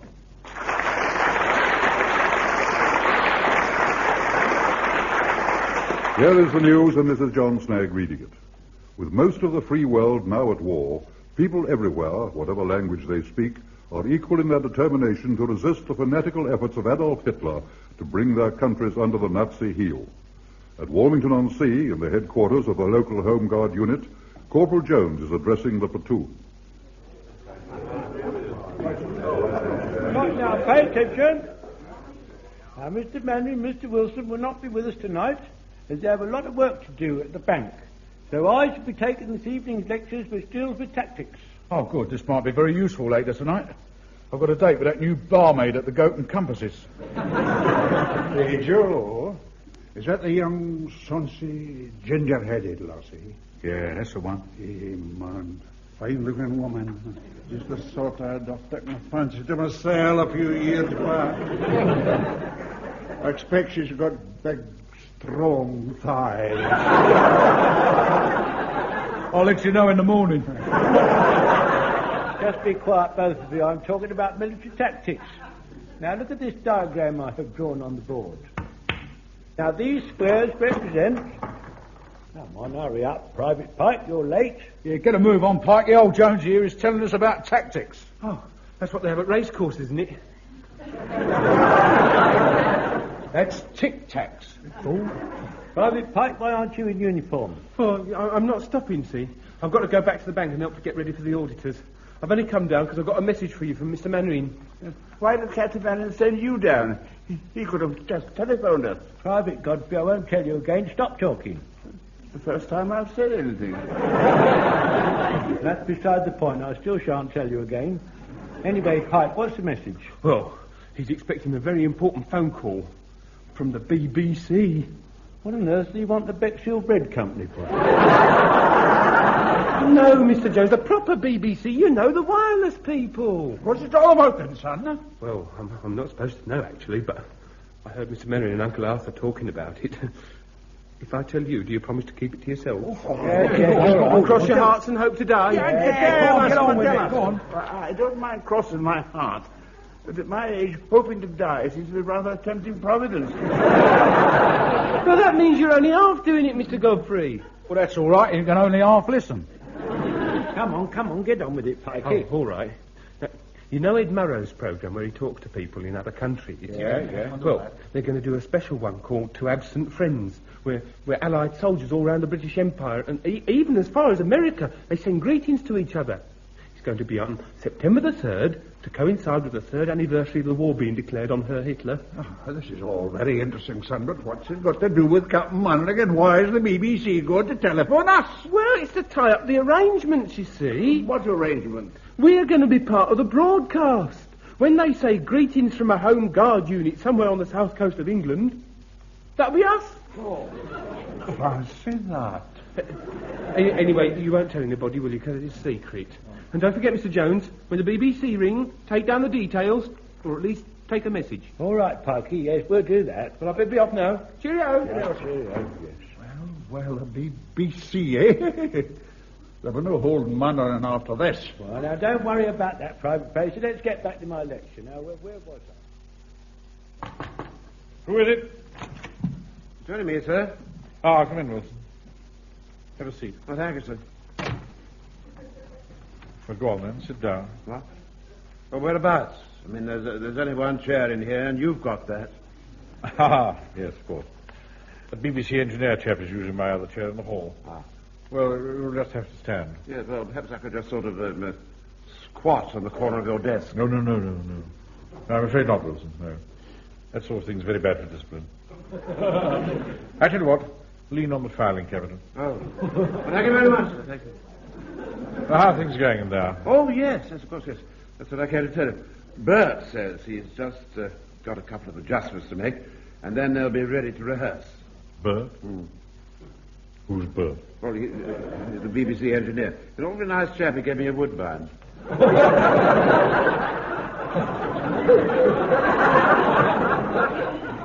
Now, look, Wilson. Yes. This Home Guard unit has been specially chosen to broadcast a message to millions of people listening not only in this country, but abroad.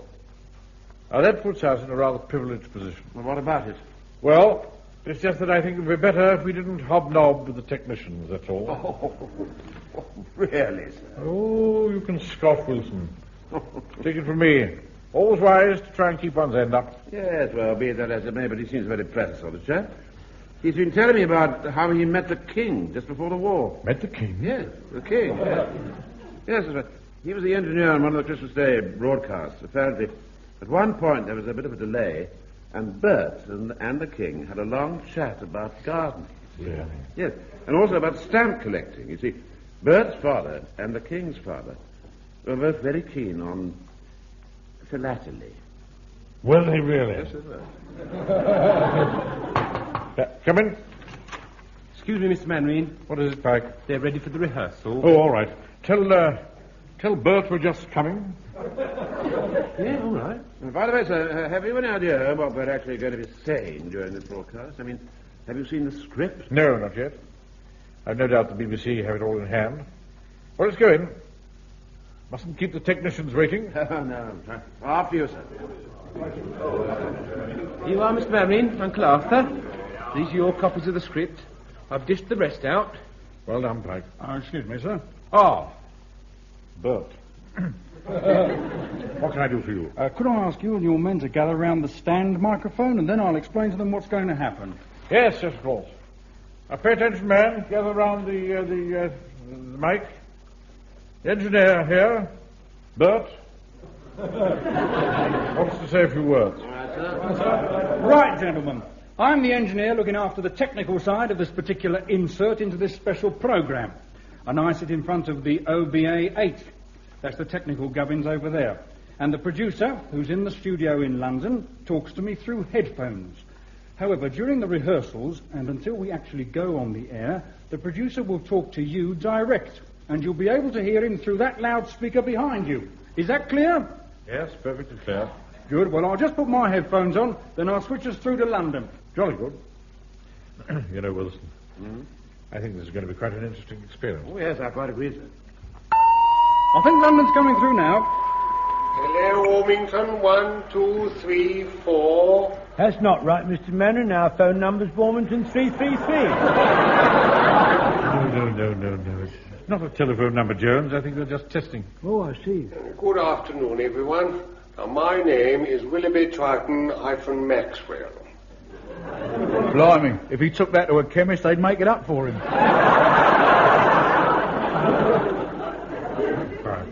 I am your producer. Now, this broadcast, which you are part of, will be heard as far away as the United States of America, and your contribution will come just before His Majesty the King's speech. Hear that, Wilson? Just before the King's speech. What an honor. Yes, indeed, sir. Awfully good. Are your men all ready, Captain Mannering? Yes, all ready. Sorry, I didn't quite catch that. Just a minute, London. Captain Mannering, that's the producer's loudspeaker you're talking into. Speak into the microphone, please. Yes, of course. Sorry. This is the microphone, Mr. Manning. This thing here.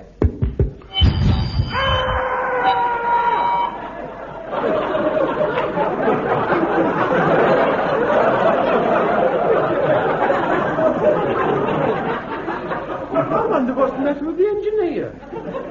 He's been great pain. Do you see the way he tore his headphones off? I'd be very grateful if you didn't touch the microphone. It sets up a terrible din which goes through my headphones and gives me a shocking headache. Very sorry. Will you note that, everybody? Don't touch the microphone. Gives Bert a shocking headache. Thank you very much, Captain Mannering. I'd like to try a voice test. Will someone speak, please? Go on, Wilson. Well, what shall I say? Well, don't ask me. Ask the producer. Yeah, well, how do I do that? Well, you're speaking to him, Mr. Wilson. This is the microphone.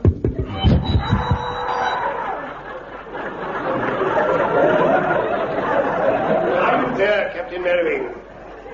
Captain Mannering, that nearly deafened me, and I have most sensitive ears. I'm so sorry. I think the engineer did ask you to refrain from doing that. Yes, of course. Don't do that, Jones. Mr. Hyphen Trout has very sensitive ears. I'm sorry, Mr. Manning, I forgot. Could we carry on with the voice test now, please? Well, what would you like me to say? Anything you like. Try a nursery rhyme. Yeah, here's one, Mr. Wilson. There was a young lady from Buckingham. Walk up. Now it is, this one. Lavender blue, dilly dilly. Lavender green, I'll be your king, dilly dilly. If you'll be my queen.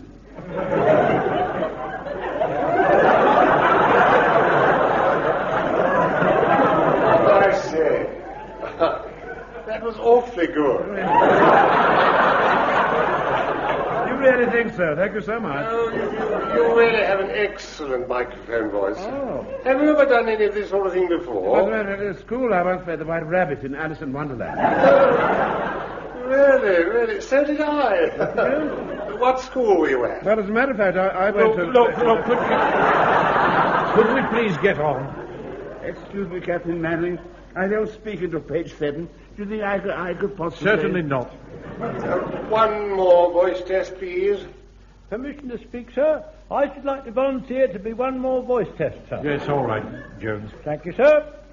Henny ho han, henny ho han, henny ho han. Oh, I wouldn't give you time for your watch shine. Orion, yelly yada, billy yada, billy yada, bum bum.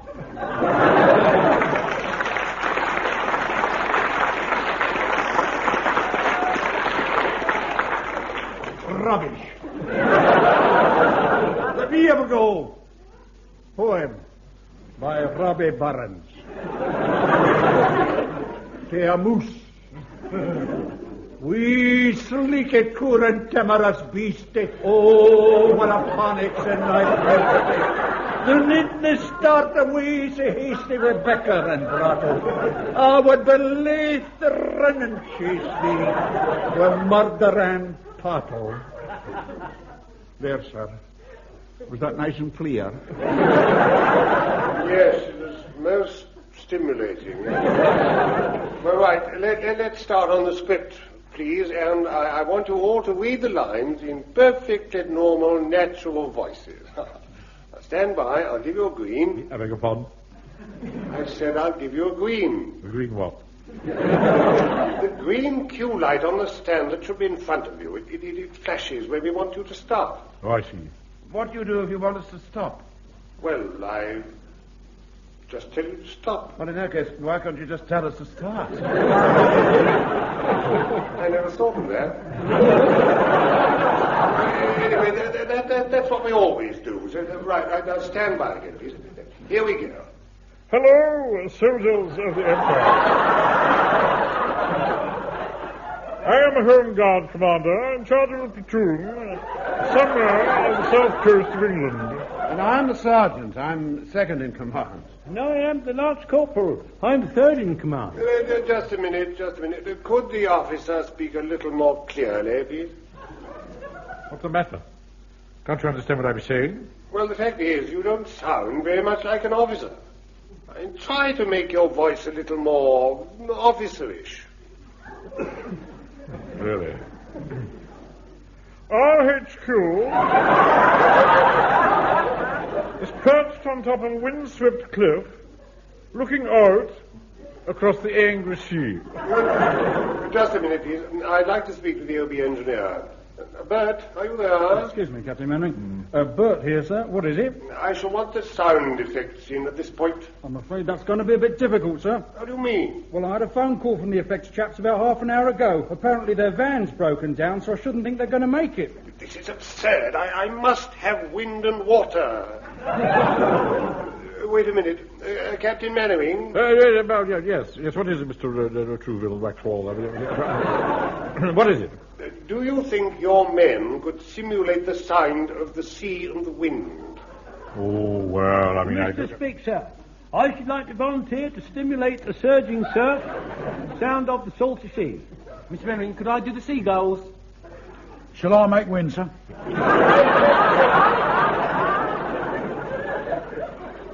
One more remark like that, you'll be sent off the broadcast. Mr. Waxwiller, producer, hyphen. You can rely on us to supply any sound effects you need. Oh, good. Then let's go back on that last speech, please. And this time we'll try it with the sound effects. Very well. RHQ is perched on top of a windswept cliff, looking across the angry sea.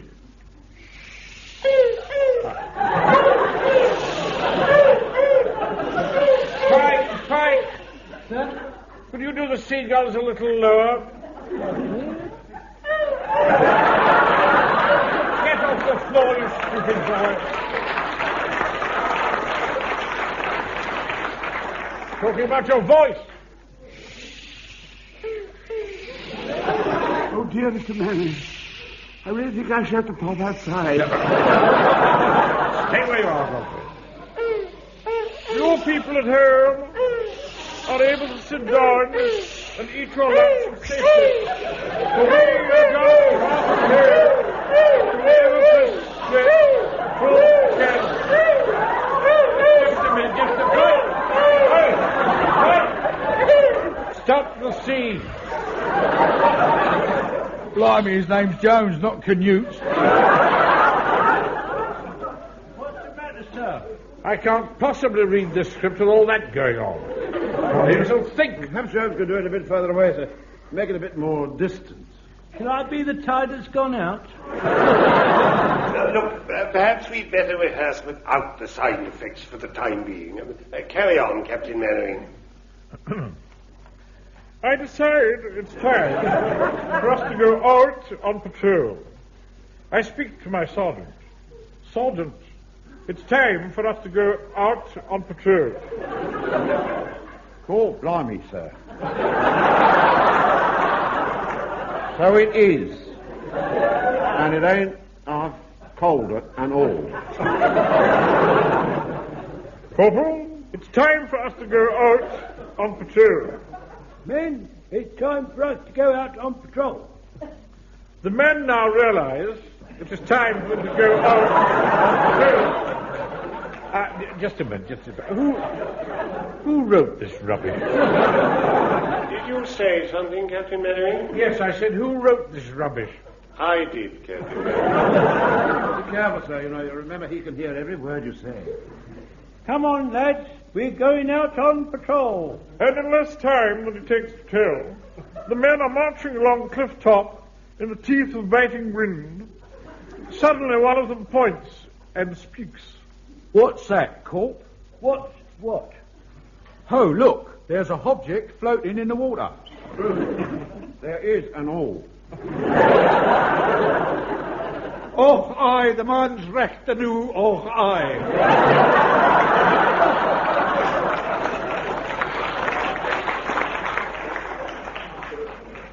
Said Jock, our Scottish private.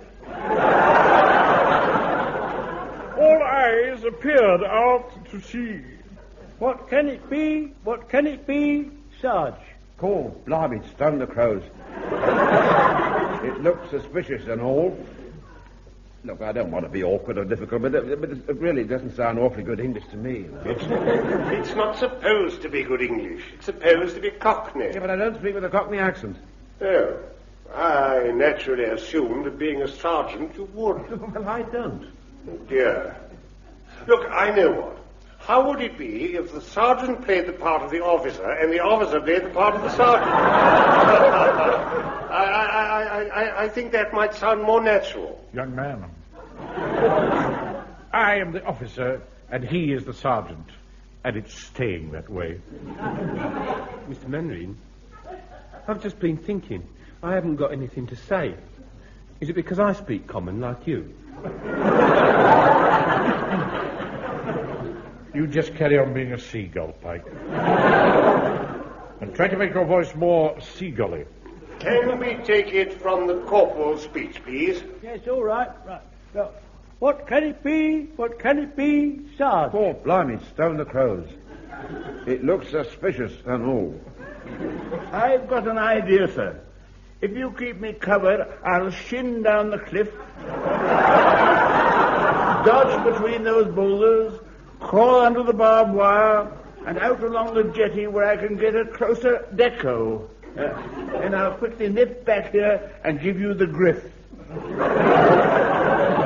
Just a minute. Mr. Producer, I don't know whether it matters. You do realize that Private Godfrey is almost 86. I'm afraid we can't worry about things like that. After all, the audience can't see him. Now, carry on, please. Right, well, scarper down and take a quick butcher's. I'm off. Oh, blimey, look at him go and all. Oh, aye, he's like a wee mountain goat. I decided to take no chances. Tell the men to get under cover, Sergeant. All right, Governor. Here, Corp, tell the men to get their flipping heads down. Come on, men. You heard what the Sarge said. Take cover. The men moved like a smooth and well-oiled machine. Suddenly, above the sound of the surf, we heard the faint cry of Godfrey's voice. All clear. We all heaved a deep sigh of relief. It was a false alarm, but it could have been a Nazi submarine. So, as you sit eating your lunch, think of us, the men of Britain's Home Guard, who are on constant watch day and night. Simple men, shopkeepers, factory workers, butchers, bakers, and undertakers. James Fraser, 91 High Street, Warmington and Street. Reasonable prices, sympathetic attention, Down tasteful hospitality. Men, in fact, from all walks of life. We seek no reward. We only do our duty, contented in knowledge that our children and our children's children will grow up to be free men and women. And children. And children. Walker. Shan't warn you again. Right, thank you, everybody. Have a couple of minutes break, and then we'll have another go. Now, we must get it right. After all, only another couple of hours, and you'll be broadcasting to the world. Yes, I know that, Elizabeth. Look, I'd just like you to listen to it, that's all. Yes, I realize it's going to clash with the start of Happerdrome. But you could give it a miss. You will. Oh, good. What? No, I meant give Happydrome a miss. I know you like Enoch and Ramsbottom. Hear them any time. Yes, I realize you can hear me any time as well, but that's not the point. This time I should be on the wireless. Look, all I'm saying is... just a minute, Elizabeth. Come in. Mannering, the engineer wants us to stand by now. Should be on the air in a few minutes. Yes, all right, Peg. Tell him I'm just coming. Right, Mr. Mannering. Look, Elizabeth. You know, you are being a bit unreasonable. Elizabeth? Elizabeth? Hello? Oh, really? Ah, come along, Captain Mannering. It shouldn't be long now. I've got your script here, sir. Thank you, Wilson. Just been phoning Elizabeth, telling her about the broadcast. Ah, yes. Did you say good luck? No, didn't even say goodbye. Right, quiet, everybody. I think we'll just have a little listen in to the Q programme, and then we'll be able to see how we're going.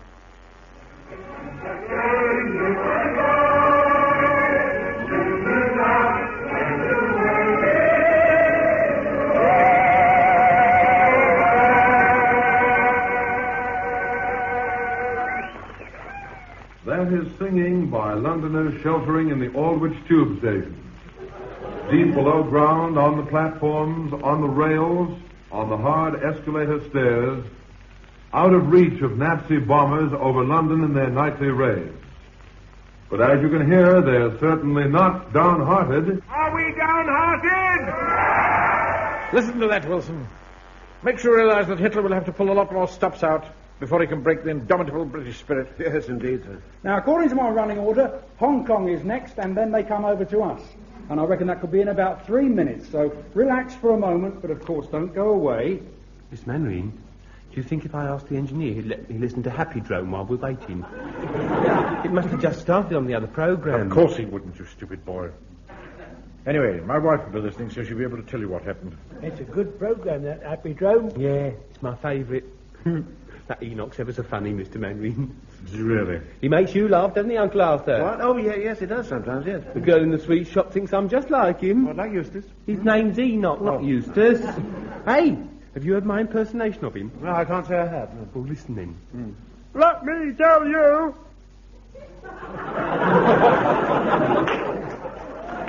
What do you think of that then? Well, to be quite honest, not a lot. I could do Greek the Garbo as well. I want to be alone. I want to be alone. If you go on doing impressions like that, son, I should think there's every chance you will be allowed to be alone. Commissioner Speak, sir. Yes, sir. I think they're running a bit late. You know, we used to say that about the whirling dervishes. See, when they was attacking us and we fired at them with our muskets, they used to turn and run. But mainly they used to get shot.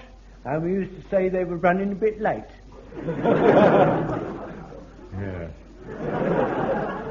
Mind you, I think Jones has got something, Wilson. You ought to have been on the air by now. What's happening, engineer? Don't worry, I'm just waiting for the standby light. It should be through at any minute. Good. Right, stand by, everyone. Remember, when I get to my final speech, give me plenty of room. You know, Wilson, I rather enjoy that final speech. Yes, sir. It is rather moving. Gives me a warm glow right here in the chest. Gives me a pain as well. Only a wee bit lower down.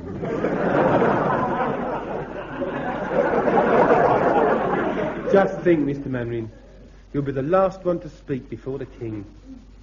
Do you think he'll be listening? Oh, yeah. And the Queen. And Princess Elizabeth. And Princess Margaret Rose. And the corgis. I don't think we'll worry too much about them, Godfrey. Well, I still haven't had a standby light. I'll just have another listen to our programme. Wait a minute, Bert. You sure you've got the right programme? Well, I'm certain of it. This is the Home Service.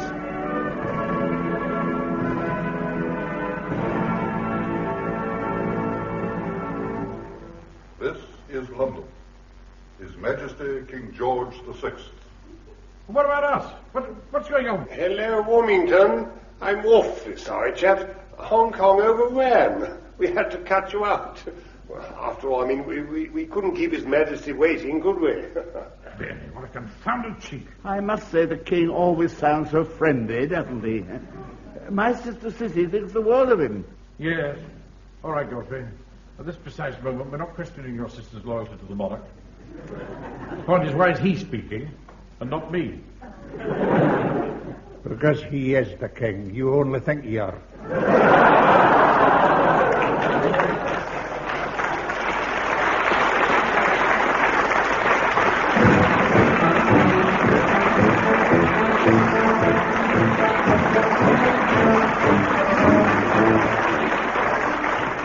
that episode of Dad's Army, based on the original television series by Jimmy Pelly and David Croft, you heard Arthur Lowe as Captain Mannering, John LeMessurier as Sergeant Wilson, Clive Dunn, Corporal Jones, John Lorry, Private Fraser, Arnold Ridley, Private Godfrey, Ian Lavender, Private Pike, Frank Thornton, the BBC producer, Larry Martin, Private Walker, and Roger Gartland as Bert.